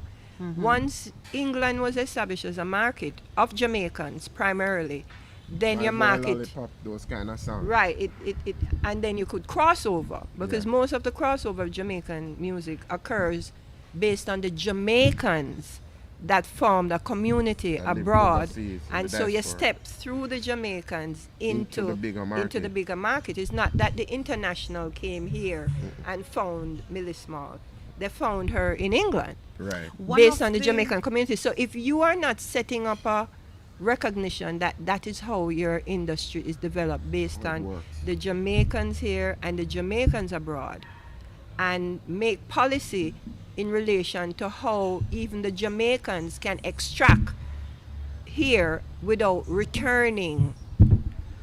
You understand? Yes, Income because here to that's Jamaica. where- That's the basis now where you could build. Whenever you want government to play a role in building an industry, you typically have to show a roadmap between tax revenues and where you're trying to go. That's true.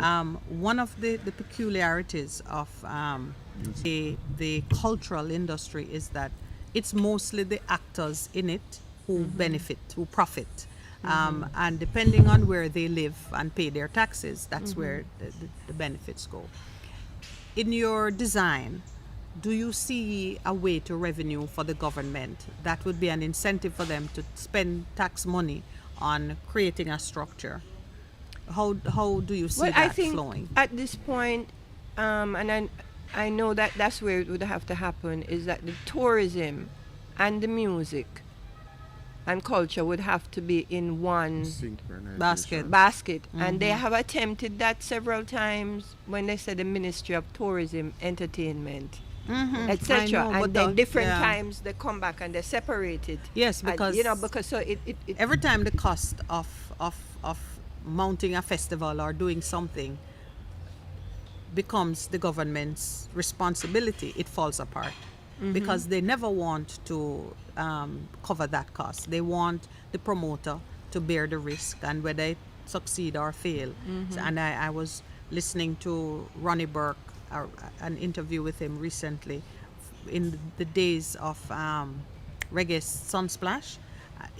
To hear him tell his story, it must be just one of the most painful things to relive, because there was no doubt that Reggae Sunsplash was a great representative of brand Jamaica.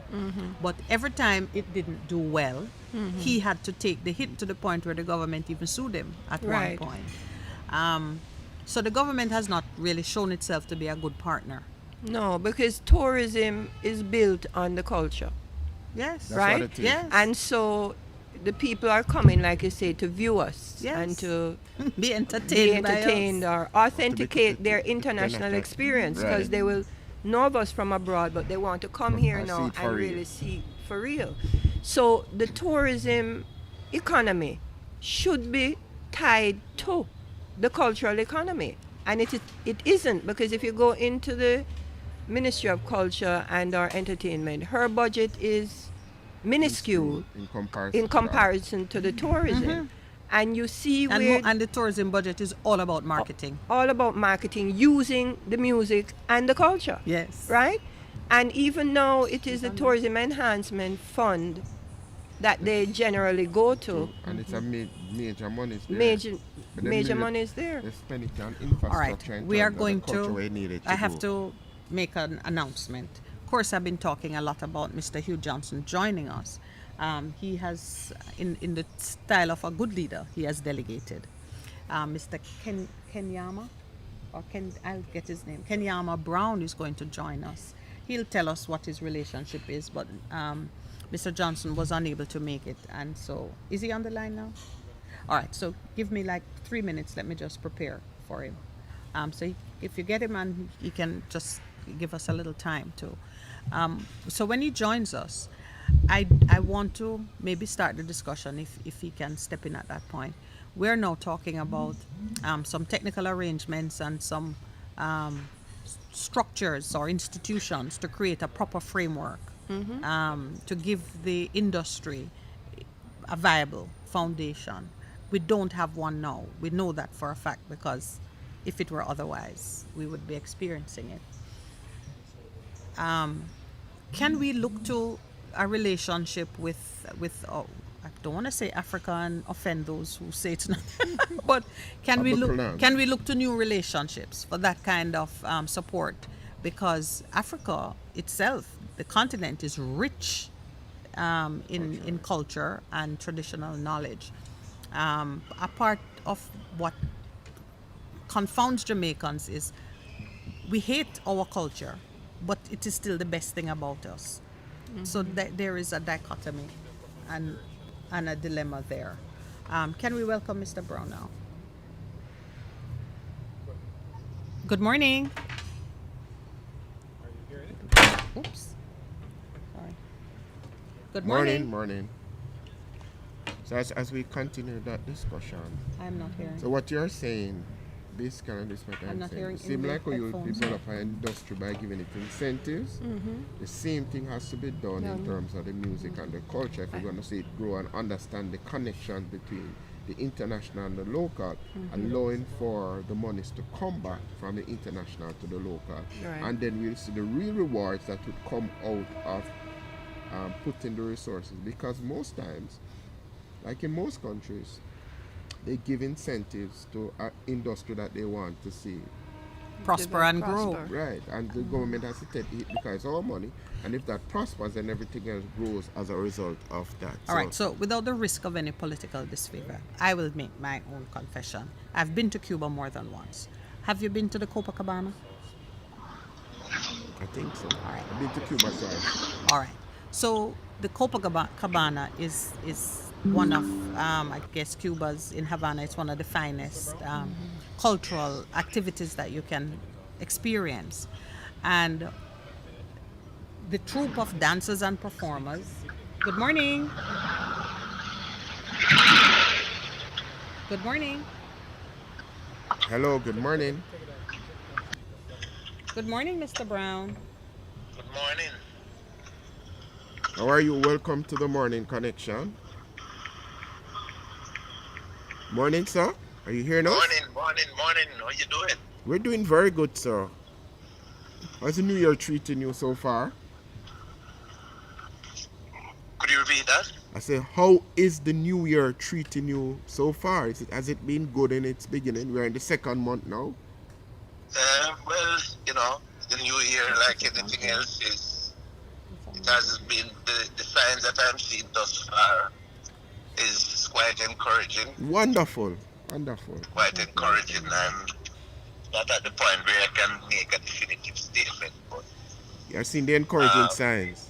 yes, as the COVID is looking like it's still rearing its ugly head, but the intensity of it is not as before. And as a COVID survivor, I for one I jokingly tell my friends that I have a different view of COVID as opposed to other people. That's Okay. something that I can take lightly because my COVID journey Okay. wasn't the easiest. Mr. Brown, Yes. this is Bennett Lawrence, and I thank you so much for stepping in on such short notice to be with us this Yes. morning. I'm going to ask My you pleasure. to hold. However, I think we're going to have to call you back because I'm not hearing you clearly, and I want to be sure that our listeners can get the best of what we are going to discuss with you. So bear with us for a few minutes. Not a problem. And if you are All right. listening to us on air, I want to warm up your spirit for how we're going to engage this morning.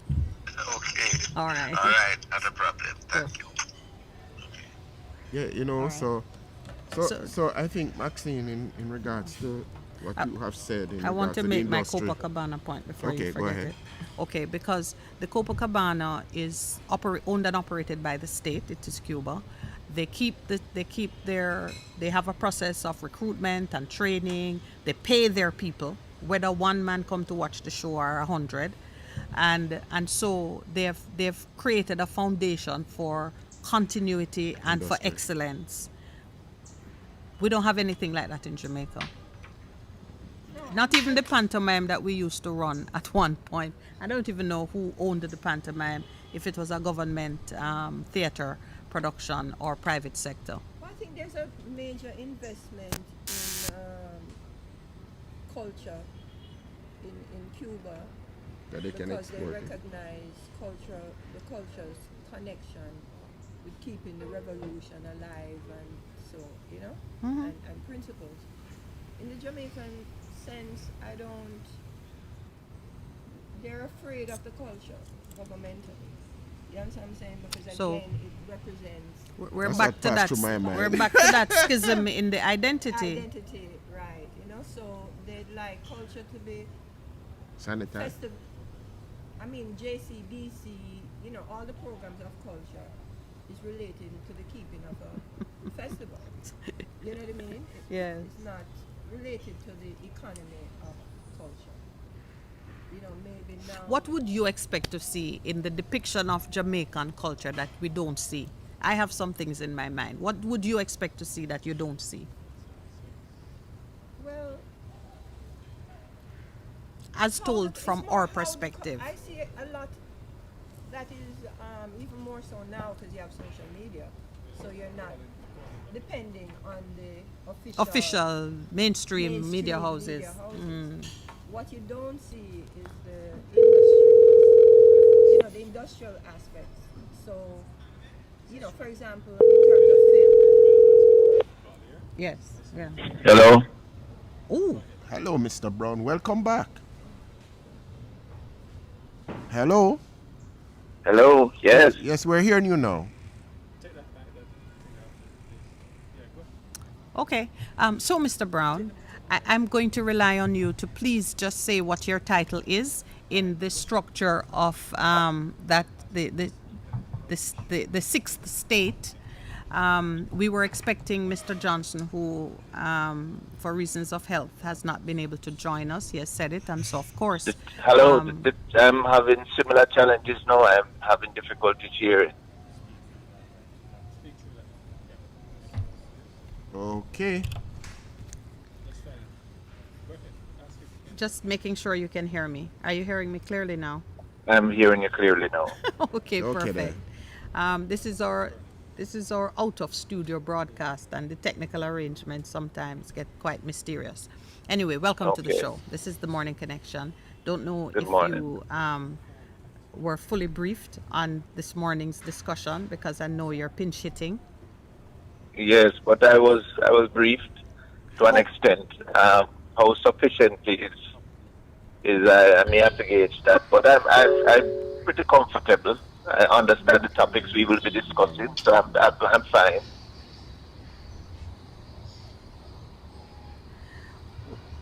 Can you tell me, just for the benefit of our listeners, what is the position that you occupy in the government of this sixth state? It's really the state of the African diaspora, and I have the privilege to serve currently as the Minister of Foreign Affairs. Oh, the Minister of Foreign Affairs. Okay. So that is what I do. That's the remit of my responsibilities. Okay. All right. So, can you just explain, for our listeners' sake, what is the diaspora? That's what it is. You mean what is the state The of state- African diaspora? Right. The state of Africa. Really, the state of the African diaspora is an organization that was primarily formed. It's really in keeping with the Charter of the African Union, where the African Union had really, as part of its charter, had mandated that there be a structured way to engage and have interface with the diaspora. And in so doing, they felt that it was important that there be a state regarded as the state of the African diaspora. So rather than just seeing it as the diaspora being this imaginary place or anywhere that you have people of African descent that you normally regard as your African diaspora. It was then thought that to create a state that could encompass all of the African diaspora. It's really their way, it's a part of their vision to create a structured way, as I said before, to have interface with the diaspora. It's not until sometime around 2017, as you know, like CARICOM, the African Union has a revolving chair in terms of leadership, and each leader comes in. So I think sometime around 2017, the leader of Mauritania had summoned Dr. Louis George Tin and asked him to initiate the creation of the state of the African diaspora. Has that a question for you. Has that state been recognized by the government of Jamaica? No, it's not. And these are things that we sincerely hope to achieve in the very near future. Currently, we are still building out a fairly young government. We are building out, and we are working at our structures because we still need to go back to the African Union for ultimate ratification. And that is something that we are currently working on. Okay, so there has been no, it's not that Jamaica has refused to recognize the state. No, absolutely not. If I said that, that would have been an unfair statement. So no, it is then that the state has not formally presented itself for recognition. Precisely. When do you estimate that would be done? Based on what we're doing, we surmise that could be at the end of this year. It has been a work in progress for the last 4 years. So we surmise that should be done. The truth of it is, whilst working to structure our government, we are doing the proverbial riding and whistling. Okay. Because we are, at the same time, we are deeply involved in a tremendous amount of different campaigns. For example, one is restitution, where the state of the African diaspora is working closely with one of the major black advocacy organizations of France, CRAN, who in fact the Prime Minister of our state, Dr. Louis George Tin, who is from France, originally from Guadeloupe, actually in the Caribbean. But he also plays an integral role in CRAN, and they have achieved some tremendous benefits by having much of the cultural artifacts returned to the continent. Most notably, recently, much of the artifacts that were plundered from Benin were returned recently, and a major ceremony was held, and our Prime Minister was present for this, and a whole host of other campaigns that we are integrally involved in. Can I inquire then, how are the activities of the state being funded at this time, and what will it look like for the future? Currently, in all honesty, the activities of the state is funded through, and this is where the plot thickens, I believe. The state is funded through the African Kingdom's LUMI. Now, this LUMI is the very same LUMI that saw its genesis in Jamaica in the maroon towns of Akampa. And as you know, and it's no secret, there are some upheavals in the maroon community with the chief and the head of the then Central Solar Reserve Bank, Chief Timothy McPherson, otherwise known as Chief Simarco. And I think because of the upheaval, there was a separation, because the truth of it is, the LUMI was Chief Simarco's creation. And I think with the upheaval, I think there was a reasonable and appropriate separation. And I think Chief Simarco moved from a compound and took his initiative, his invention, I would say, to the African continent, where he became fully embraced by the African Kingdoms Federation. And it has since been making tremendous strides on the continent. I know as we speak, Eswatini, the state of Eswatini, is now making moves to adapt the African Kingdom's LUMI as one of their official currencies. But I think I should also add that with the African free trade area agreement, there was a creation of AFRA, which is their financial regulatory authority, and the African Central Bank. Well, both entities have recognized the African Kingdom's lumi as an official currency of the continent. So has made tremendous strides. So it is integral in the funding of the state of the African diaspora, because for us, all of us as ministers and functionaries of the state, we get paid in lumi. So this is a major plank of what we're doing. So what backs the lumi?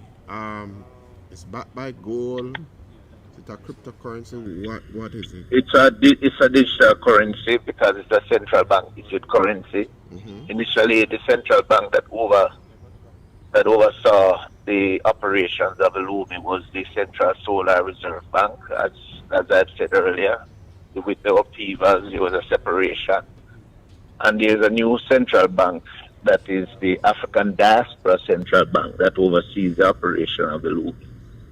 So like anything else, it's a digital currency, so it's not a cryptocurrency. The central bank oversees its operation, its circulation, its supply, all of these things. So it operates with some level of regulation. You know, The current...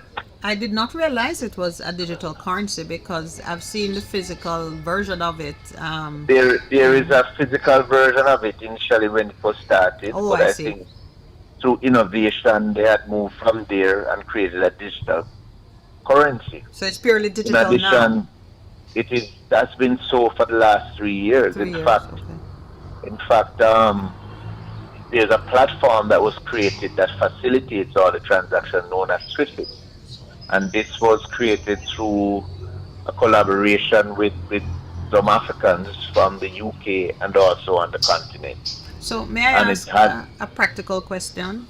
How You are may. you able to conduct transactions living in Jamaica and being paid in the lumi?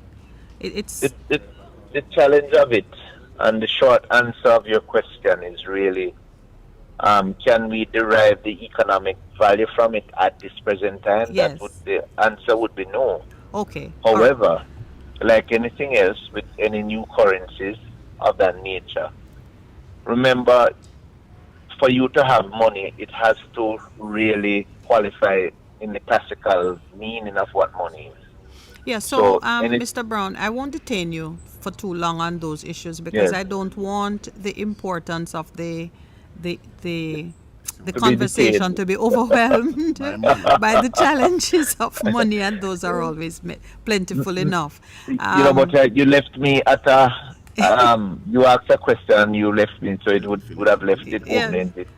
No, you're permitted which I to don't complete the necessarily answer. I want. just don't want to stay too long on that point. So go ahead. No, and complete what you were saying. I also don't want to stay too long on it either. All right, you go ahead. But the response really is the currently we can use the lumi to trade because there are persons in Jamaica who are a part of this movement, who have given up some of their produce when they're farmers, who have given up some of their services and are willing to accept lumi. And this is how really it starts. It's even though it's a cryptocurrency, that's how Bitcoin started in the Far East. And I'm also happy And to hear today- that Jamaicans have that confidence in it, because you were making the point that a currency derives its credibility based on the confidence of those who trade. It's an offer and supply. It's a supply and demand rather. So it is just one of those things, My other question is, are there any states that are currently doing business with the state of the African diaspora, notwithstanding the incompleteness of your formal structure? We have a formal cooperation agreement with the state of Liberia and a formal cooperation agreement with Mauritania. Those are two states currently.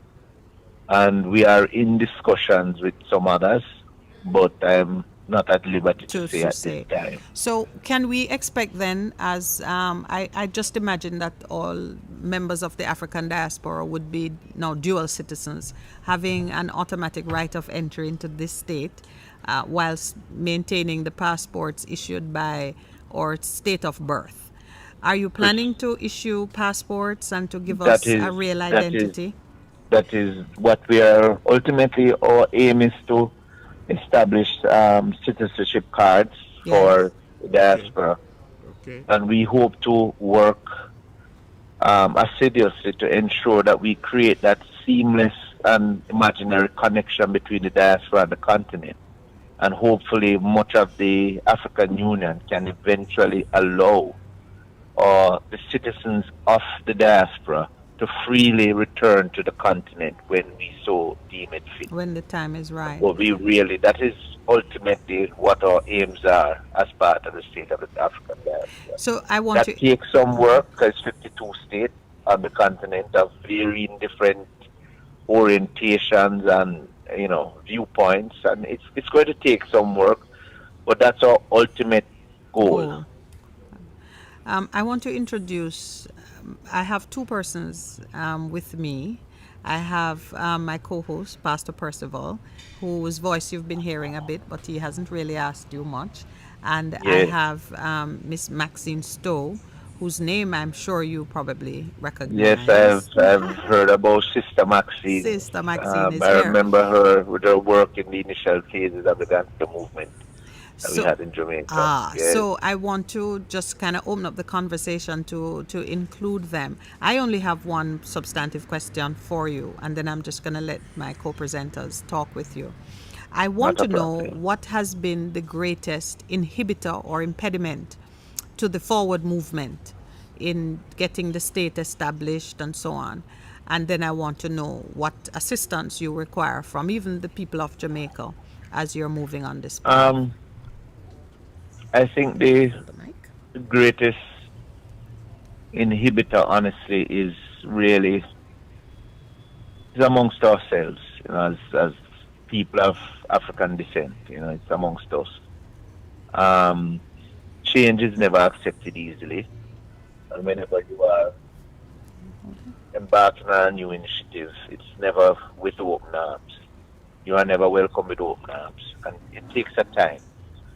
But if you understand what you're doing, and if you understand what your mission is, then you're going to expect that you're going to have challenges. As the old adage says, no one throws stones at a mango tree that doesn't have any mangoes on it. So if you have things, then you're going to have impediments. So we understand that, but we continue to do what we do. The challenge is with us, really, and not necessarily. We've had some challenges on the financial side, certainly with the Lumi and the pushback from Jamaica, which is unfortunate, but that is something that you just have to accept on the journey and continue and move on, and that's just how it is. Jamaica has a history of frowning upon its own innovation. We did so with Garvey. We did so with Marley. Many people in Jamaica never regarded Bob Marley. It's after perhaps when he died, many people never fully understood or appreciated the extent to which he had impacted the world. Garvey is the same thing, and the Loom is the same. We are now embarking on a digital currency that was already established in Jamaica 3 years prior, when it could have been something we adapted. Now we're trying to do our own, but we had a digital currency that started in our very own country. And maybe if that was done, some of the issues between the government and the Maroon could have perhaps been ironed out. But, I believe in life unfolding the way the Almighty sets it. So I am not one to complain. The work continues. Okay, so the greatest thing you're saying now is for the unity to grow amongst people of African descent. That's what you're saying, correct? That's what we are essentially about. We really want to see a unification of the global African family, both on the diaspora and on the continent. These are the things that Marcus Garvey spoke of, speaking of, really that connection, that engagement between the diaspora and the African continent. Okay. All right. So that means you are saying by the end of this year, you would have been able to present all of your credentials to the OAU, and that would move you forward into general acceptance within the African community. Is that correct? That is our ultimate aim, yes. Okay, Maxine, anything you want to ask? Greetings. Greetings, my sister. Yeah. Well,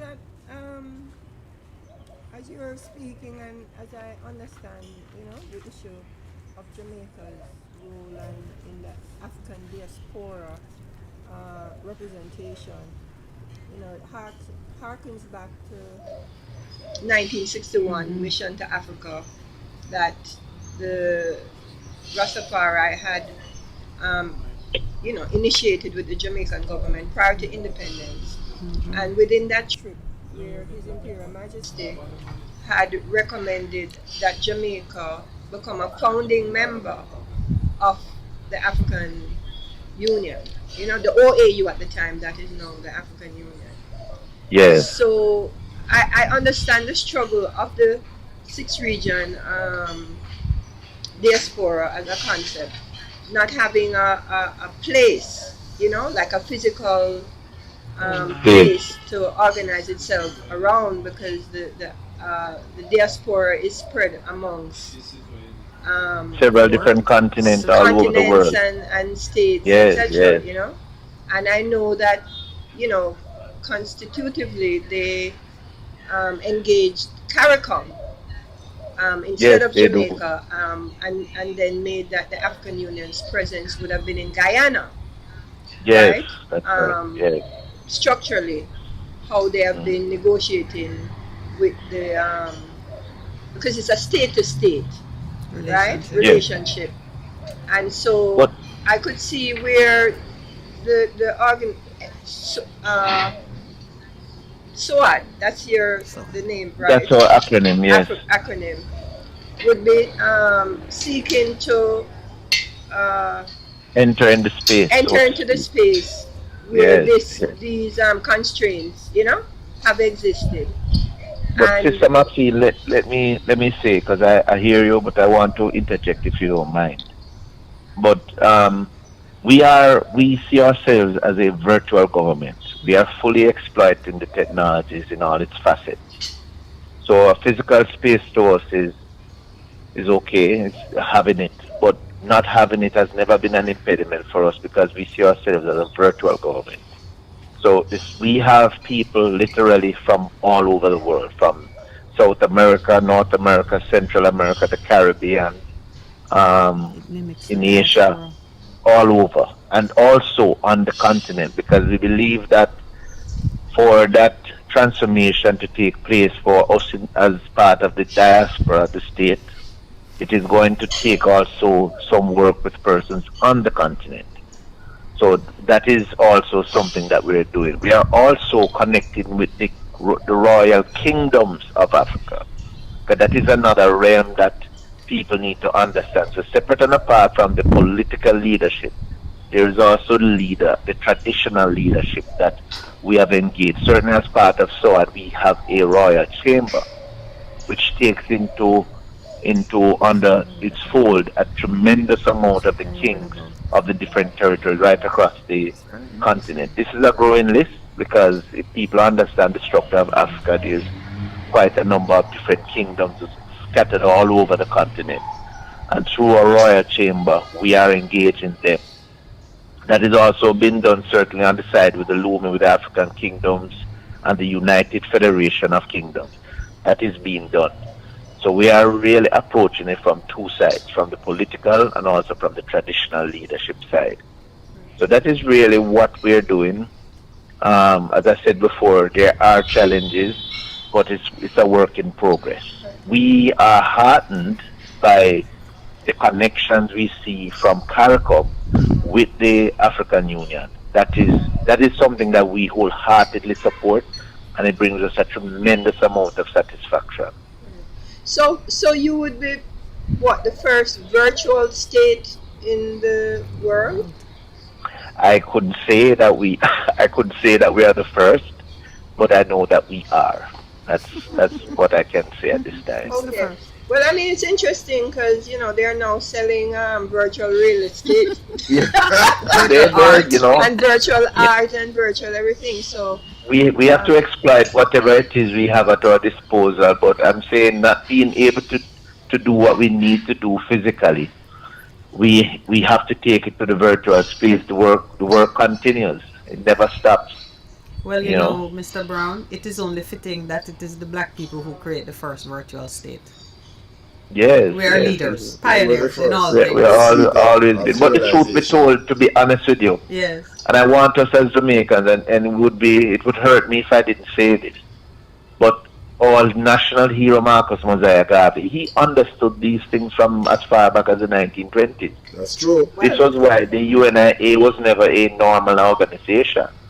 It really pulled in all of the communication strategies that were necessary at the time. He had the Negro World newspaper, several publications, magazines that he had circulated pretty much the same way mass media did at the time. And for a person who came from Jamaica, who was never educated at the universities that what we know of, he had this tremendous vision to do these things. So what we're doing now are the very things that God did many, many, many, many, many decades ago.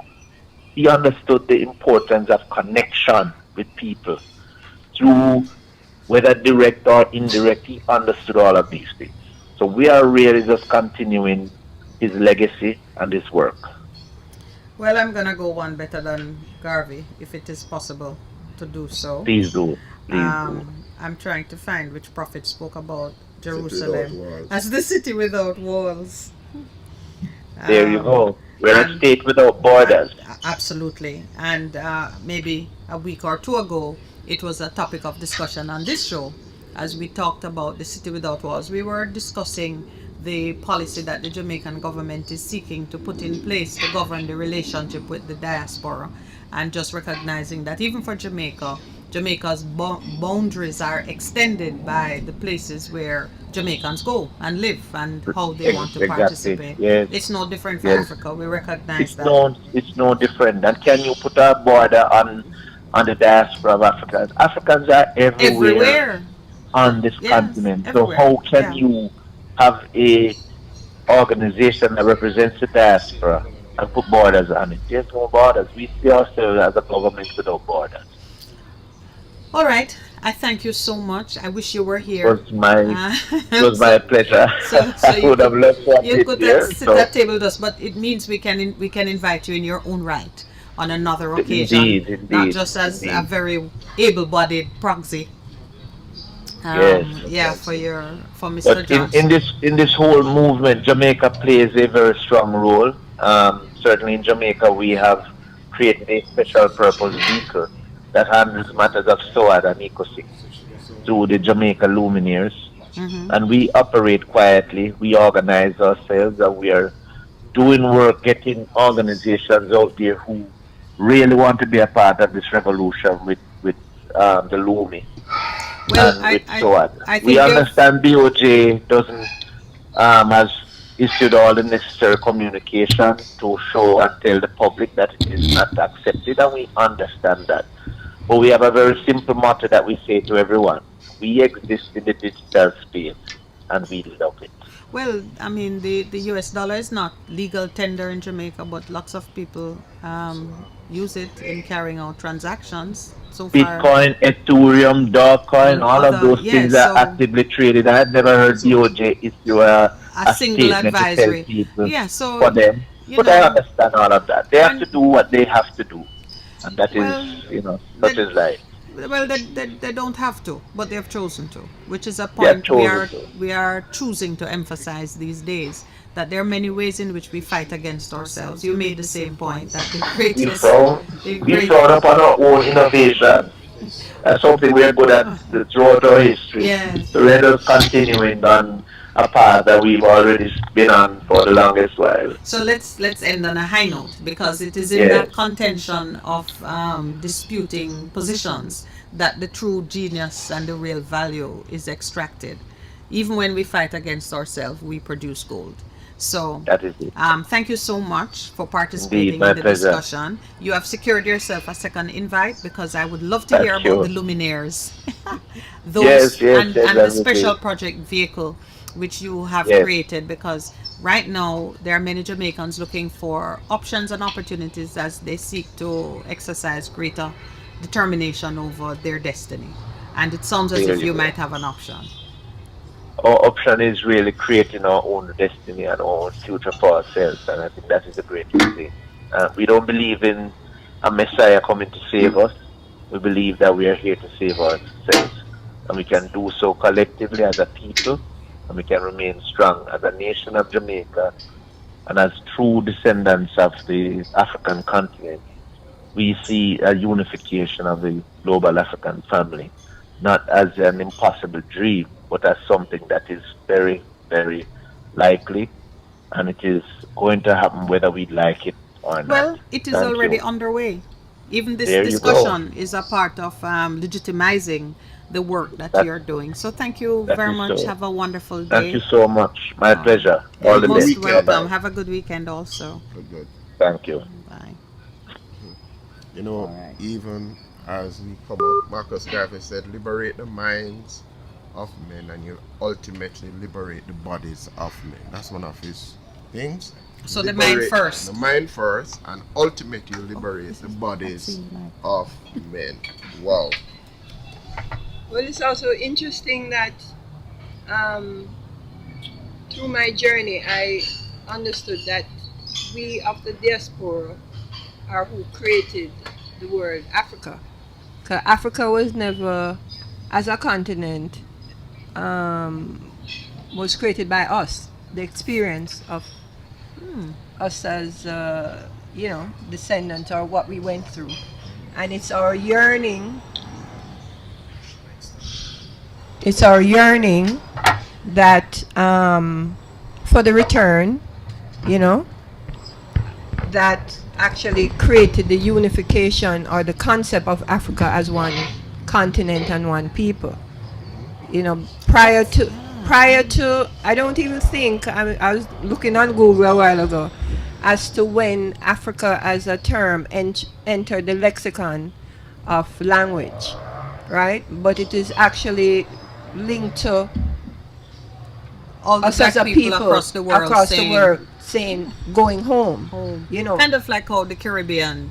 I mean, until you are in a place where all the islands are discussed as a group, you only think of Jamaica. right? But then when you are outside and you're with St. Lucian and Barbadian and Trinidadian, Remember, you so we go to suddenly Africa. realize that we are from the Caribbean. Right. And that And a- gives and a us a common sense of experience. unity and Yes, a common right, experience. right. It's interesting because I grew up sort of learning Africa, seeing Africa described as the dark continent, a place of savagery.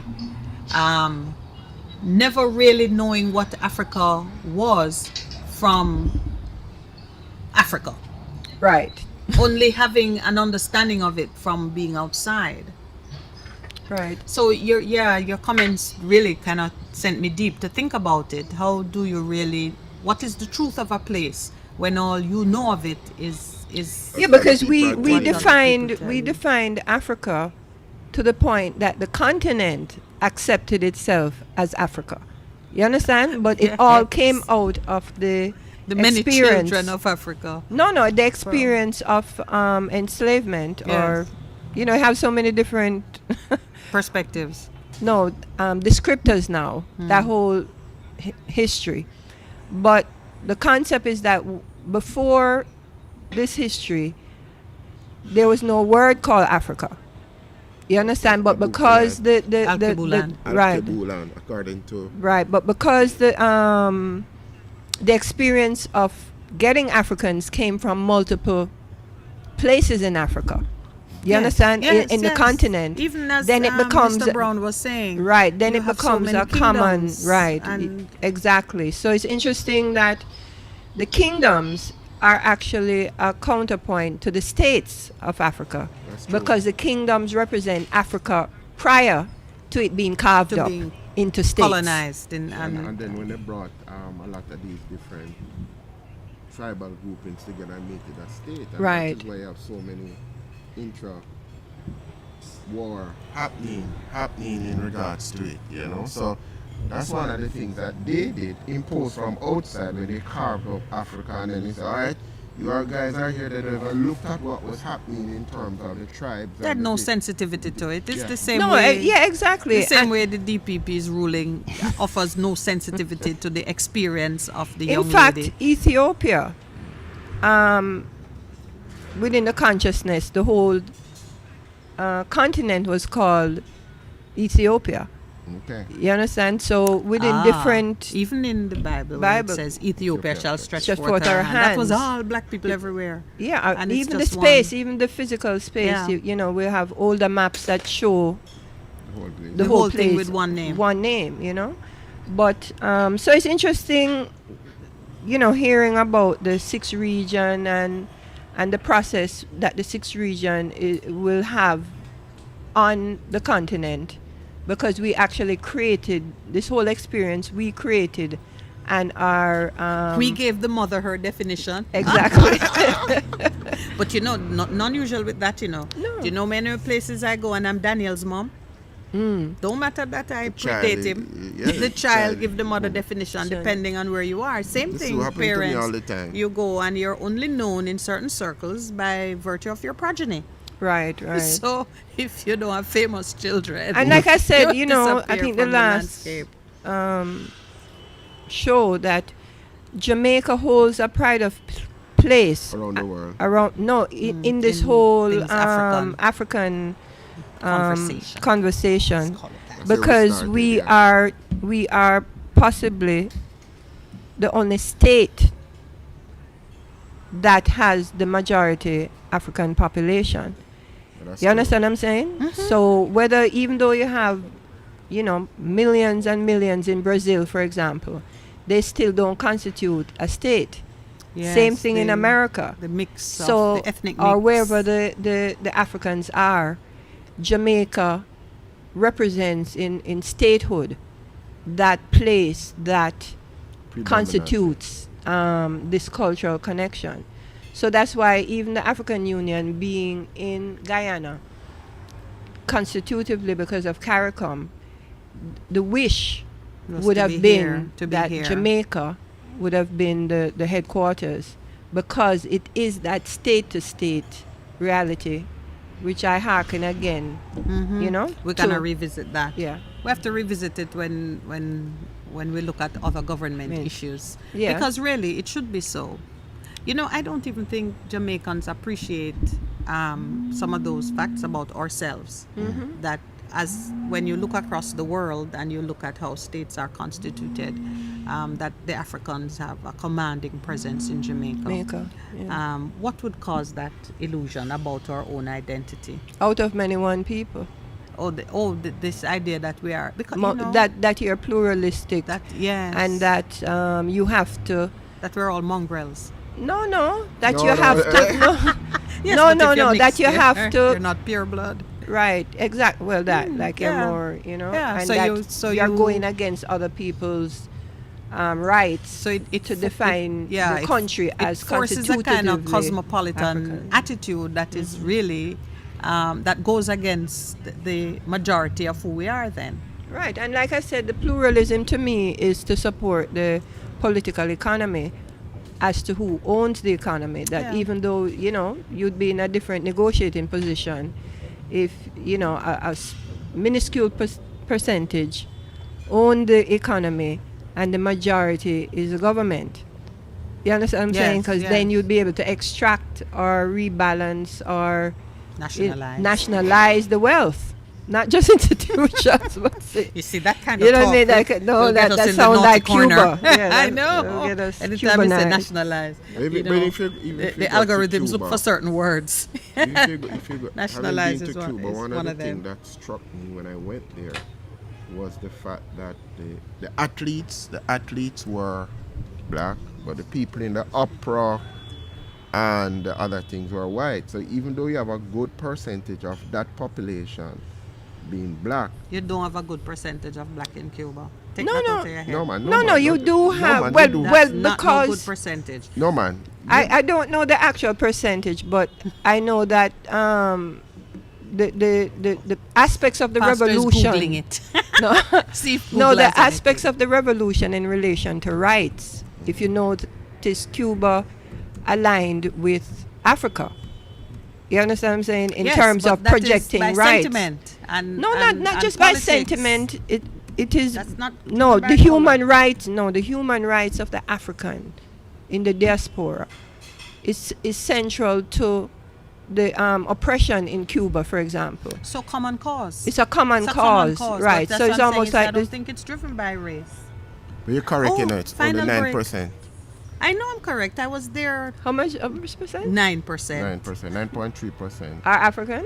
Describe themselves as black or African. in All Cuba. right, so let's take our break while I will gloat in that moment of being called right Welcome by the back. pastor. That That, is like that a point, blessing that enough. point that Maxine We'll be was right making in regards to Cuba, I experienced it. You go to Cuba, you hear all of that, but then in terms of the blacks in the country, like in Brazil, they are the underclass, they call it. They get the menial work, that kind of a thing. Well, it comes out of the slave economy. Yeah, I know. You know what I mean? So if you were the slave in whatever society, and the economy is still operating, you know, on the industrial relations, then you would occupy majoritively that position across the board. So that's what their this UN Decade of African Descent, they're studying the commonalities across all countries of the African position, the African descendant position, and seeking to advocate. This is where the whole concept of reparations is, you know, how are we going to change that reality, is that we have to tackle it, and we have to tackle it from the African descendant platform, not just because of the race, but because the economy that exists is still based on it, because it's not just the people who came, as you know, they went and they carved up Africa in their own image. And so the economies, you know, are still based on the people, labor abroad, and the resources on the continent. You So it's know, still the point of contention. There's an enduring understanding that the thing you hate will eventually become the thing that destroys you. And when Africa was broken up and her children carted off, there was a time when, yes, we were under complete oppression and domination, and, you know, many of us died in that condition. But as time evolves, those children grow up to become educated, to learn the ways of the enemy, and to become skilled in some of the very arts that you can use to change the dynamics of what's going on in your homeland. So I'm seeing a trend emerging where it seems to me that the oppressors of long ago, their descendants, are recognizing that the very survival of their structures and wealth and so on depends on coming to a peaceful resolution of matters between themselves and the survivors of the victims.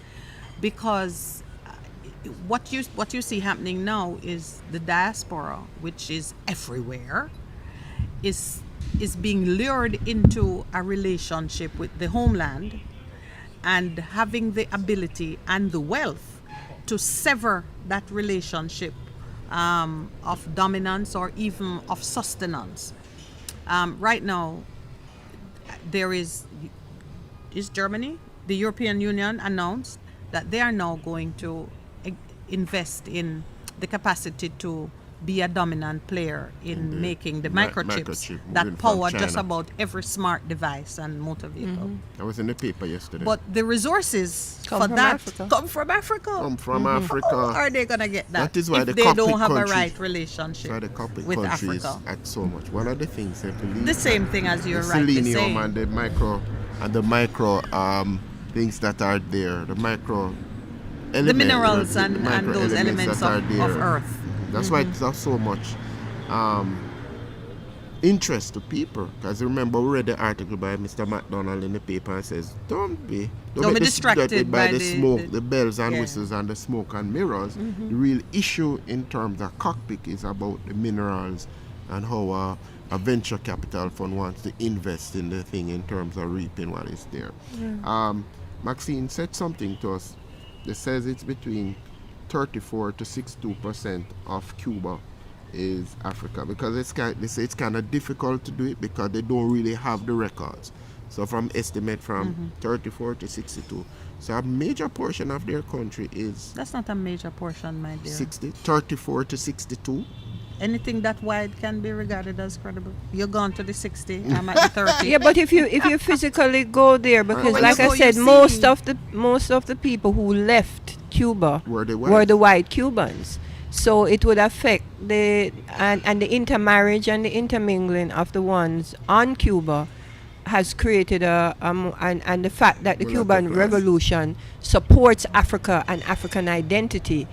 Then even if you have African in you, you're more likely to say you're African which Cuban is why than what you found said only 9% say they're Africans. An objective but assessment. if you absent, DNA analysis, which would probably put Most of everybody from half of the Africa. world. Most of the world have something. I'm only leaving out the Asians. No, they still doing I'm it. only leaving out the Japanese and the Chinese. No, man. But I think too, You what would you have find to, all of us have African blood. we're going through an environmental crisis, and we were actually speaking. I was speaking with someone in the environmental groups about what was happening in the African American communities in America and their response to the issues of the environment, that they're not responsive to it because most of the organizations defending the environment are white, right? And they grow out of that space, But it goes to say that the reason that the protection of African and indigenous is so high now is because of the environmental crisis and the existential threat. In terms of their survival. That the white, European countries or populations recognize that they're... You mean they want to come live with us? No, they recognize After that they destroyed their countries. the issues is related to that treatment, meaning and that continuity. Oh, judgment? Stop putting words in the ladies' mouth. I want to understand it properly. No. What They're I'm saying saying, that they're if being I judged and am held accountable going for having by the perpetuated universe, cruel not by races. Yeah, by no, the man, I human, understand, by but, your humanity but you see, now. we started the morning talking about judgment, and the way our conversations go, it always It finds comes its way back back to the judgment. table. Yeah, well, there's a Because- judgment happening. Yeah, and That- I don't deny that. I've said that many times myself. That the universe holds us accountable, even if whether you want to say God but there's a balancing of things that takes place. Right. So this whole, whatever happened within the African communities and history is going to have to be rebalanced, whether we like it or not. You know what I mean? It's not a matter of like. It's a matter of... No, I see it as a matter of karmic, survival because humanity, really, history. in a very practical sense, the world depends for the running of its technology, the powering of its industries. There are a lot of things that come from places that don't really get credit, and it's only when there is a shortage that you realize how important some of these relationships are. That's why China gone to Africa. And Not only that, you but see that drift and that attempt to build a relationship that is credible and that it can be trusted, so you can have a future. It's not to say that if we sever those relationships, we have a future too, because it's a symbiotic relationship. Right. So we have as much an interest in ensuring that it works as they have an interest in building that bridge. And like you say, it's about identity and your own self-esteem. Because if you are, as an African descendant, understand the true value of your resources to the world economy, not that you are getting the value, but you recognize it. It gives you a different sense of yourself. A different posture. Different when posture. you negotiate and speak on these matters. Yes. Exactly, and so you no longer consider yourself within the slave identity, but more like you're an owner. No, but maybe that you're an owner. You're an owner of something valuable. Of something valuable. Right, and man have to speak to you as an equal. Right. Yeah. So if In I'm order to get a it. European descendant, You mix up? then no, not I, but I. She said if. If I'm a European Okay, descendant, missed that. looking at my Self. history and self, I would want to, like the abolitionists, you understand? Say, no, this is unequal, and You'd we want have to a be in a righteous responsibility position. towards Yes. it. So just as much as the Africans say want reparations, the Europeans should be saying, yes, they you deserve you it. deserve it in order to balance even my own life, because my own life is not going to be worth generationally, because it's not about yourself, but you're looking at future generations. How are they going to exist in this type of situation? Because remember, the outcome of it is where even within European American system, the majority of the wealth is not owned by them. It's still only a few within their societies that are oppressing them. You know what I mean? Precisely so. The dynamic is the same within. So they are understanding it, and they Yeah. are saying in terms of what we see where we're going. They're acknowledging liability, but they're balking at actually paying. No, but even beyond that, they Not talk them, about not the people, so government. much. It's the governments that have to keep in place the systems. Because like I said, the majority Yes, of but the people Europeans... pay because it comes out of your tax dollars. Exactly. Because remember, there were the majority of wars in the world, or what we know as World War I, II, Yes. was the Europeans fighting with themselves over... Yes. You understand what I'm saying? Like, who Destroying- owns what and destroying destroying one another. infrastructure, and then Even to- the We're winner, fight- then the get- winner extracts payment from the loser. Like what happened after 1945 Yeah. with the Germans. Germany and- was paying for a Yeah, long long time. time in They've had to regards to pay that. the Jews. They've had to. Yeah, but They I, pay with real money. yeah, but what I was thinking about was the point that you made in regards to you want to see it rebalance going forward, because you are thinking generationally in terms of releasing yourself. So they are thinking in terms of the future and writing the situation and saying, yeah, we got to do that. We have to do what is right in terms of rebalancing what has happened in the world, which goes back to the point I keep making. Africa have to come back in its own. Oh yes, the After- rise up point the and rise take up. our place. Yeah, because That's our even theme for the month. if you follow the environmental Lobby. predictions of what is to even happen in the Caribbean, you're talking about population displacement. You understand what I'm saying? So if within, say, as Rastafari, the elders were like, they'll never give away a continent for an island. You know what I mean? So we'll never get comfortable here, because the logic of here, you can't This even, can be covered you can't in water even, overnight. not only that, but the proof is in the pudding that Jamaica cannot even hold its own citizenry. It's a migrating economy. Yeah. It's based on migration. And that's how But they now make you the have money. an existential threat from these From weather the- systems. yes. That one system, that is not even earthquakes now, like, No, those have been increasing, though. They have been, but I'm just saying it's more Water so can- weather Water and water. events We and look at what water. happened in St. Mary the other day. How many And the fact that households we were all affected. live on the coast. In every country, the majority of the population Live is on the not coastline. internal, Yeah. it's Yeah. coastline. Yeah. So when people think, "Wow, but we have a whole heap of land, we can run to the hills or run to higher How ground," fast can but we your run? but your economy is based on the coast. And the infrastructure, I know. And even in Africa, the point I wanted to make was the African continent versus the population, the acreage per.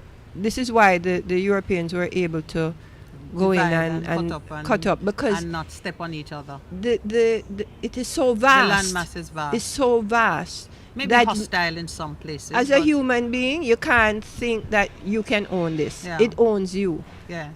You understand? Because you're just one of A the speck. the creatures or the life forms that exist, like you're humanized or you're. It's very humbling. It's very humbling. Always is. I saw a program on National Geographic about the content of Africa, and it was very balancing to say, what? So most of this place is not humans. The humans don't. No settlement. don't No have it human there. settlement. Yeah, they don't have. Different habit kingdom. there is very, very. As it in most courses, but it is so vast. So if you look at it in terms of landmass versus population, what happens is that in terms of Africa versus people who live on the continent, it's small compared to the landmass that is available for them to live in. Living, yeah, Yeah. it's very. That's the point she was making. Yeah. Of course, the technology and the resources that we have now makes it much easier for us to harness the natural resources and have a livable experience Right. in territory that has not been claimed by man. So it's credible that we could go home. So we have a place to go to if Jamaica, whoever survives. But first you have to survive. We will survive. The remnant, there's always a remnant that survives. We're at the wrapping up point. Oh my goodness. Well, then I have to give a very special thank you to Maxine to start us off. Thank you very much for your contribution to the discussion. You know that you're welcome at this table every Thursday for the month of February. Right. Afterwards, if you will put up with us, whenever. But I think you are a very special addition to what we do during this month when we're trying to emphasize things African and things to do with our history, which, boy, I am ashamed how little I know. And I do a lot of reading. I can only imagine how some people feel. Even to hear Mr. Brown speak this morning about the efforts to create a state that would recognize all these displaced persons who still have a yearning for home. Right. I think it's such a laudable objective. And I certainly hope to hear more of it and see what we can do to promote it. And I hope when the time comes that the Jamaican government will see the utility of embracing it and allowing Jamaicans. We allow Jamaicans to be dual citizens with every other country in the world that they choose to. Probably And they even come the those first who, dual citizen yes, of well, some have SOAD. had to drop it in order to become members of the Parliament government. or government. Hopefully, we wouldn't have to drop that one because, but it's something to look forward to for generations to come, that this relationship would be recognized in an official way. We're not bastards anymore. We have legitimacy. We have somewhere to go. Yeah. Somewhere we call yard. Well, I'm just bringing up the concept of museums. Yes. As maybe in the next program we can look at how the concept of telling our stories and institutionalizing that could address some of the issues that we are facing in creating large enough structures Yes. or responsive enough structures to for our cultural industries. Knowledge and understanding.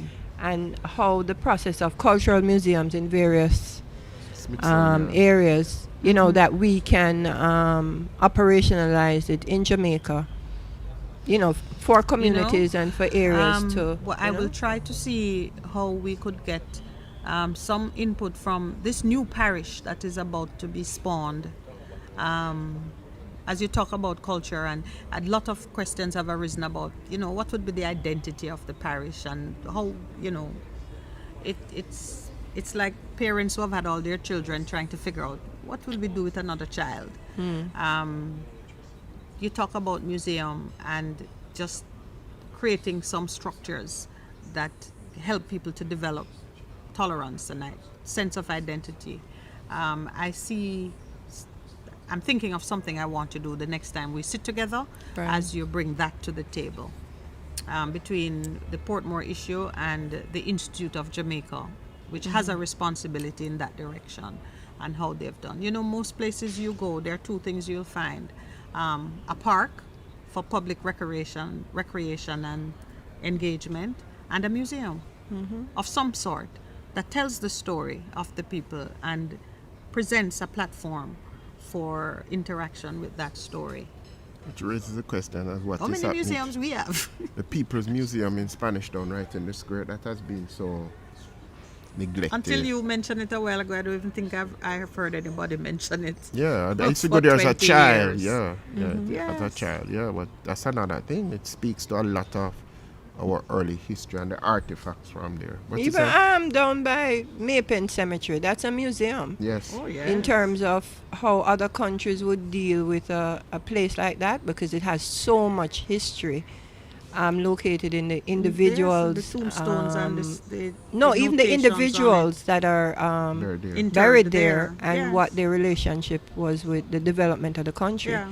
It has, because when I went to Cuba, how they treat their cemeteries as places of, A museum. it's like a museum. You know what I mean? It's almost like a park. Yes. That you go there and you communicate with your history. You know, you get a sense of yourself in these spaces. Oh no! This is Bye bye. really funny. Thank you very Thank much, you, everybody. everyone. Those Bye-bye. online, those on radio. Okay. Brixton, we love you too. This is one of those days when we don't want to leave. But thank you all. Have a great weekend. This is the Morning Connection signing off. Any special music worth mentioning? Ooh, Africa Unite and Mama Africa. All right, we're going out on a high note. Bye, everyone. This is the Morning Connection signing off. Pastor. Ta. Bye bye.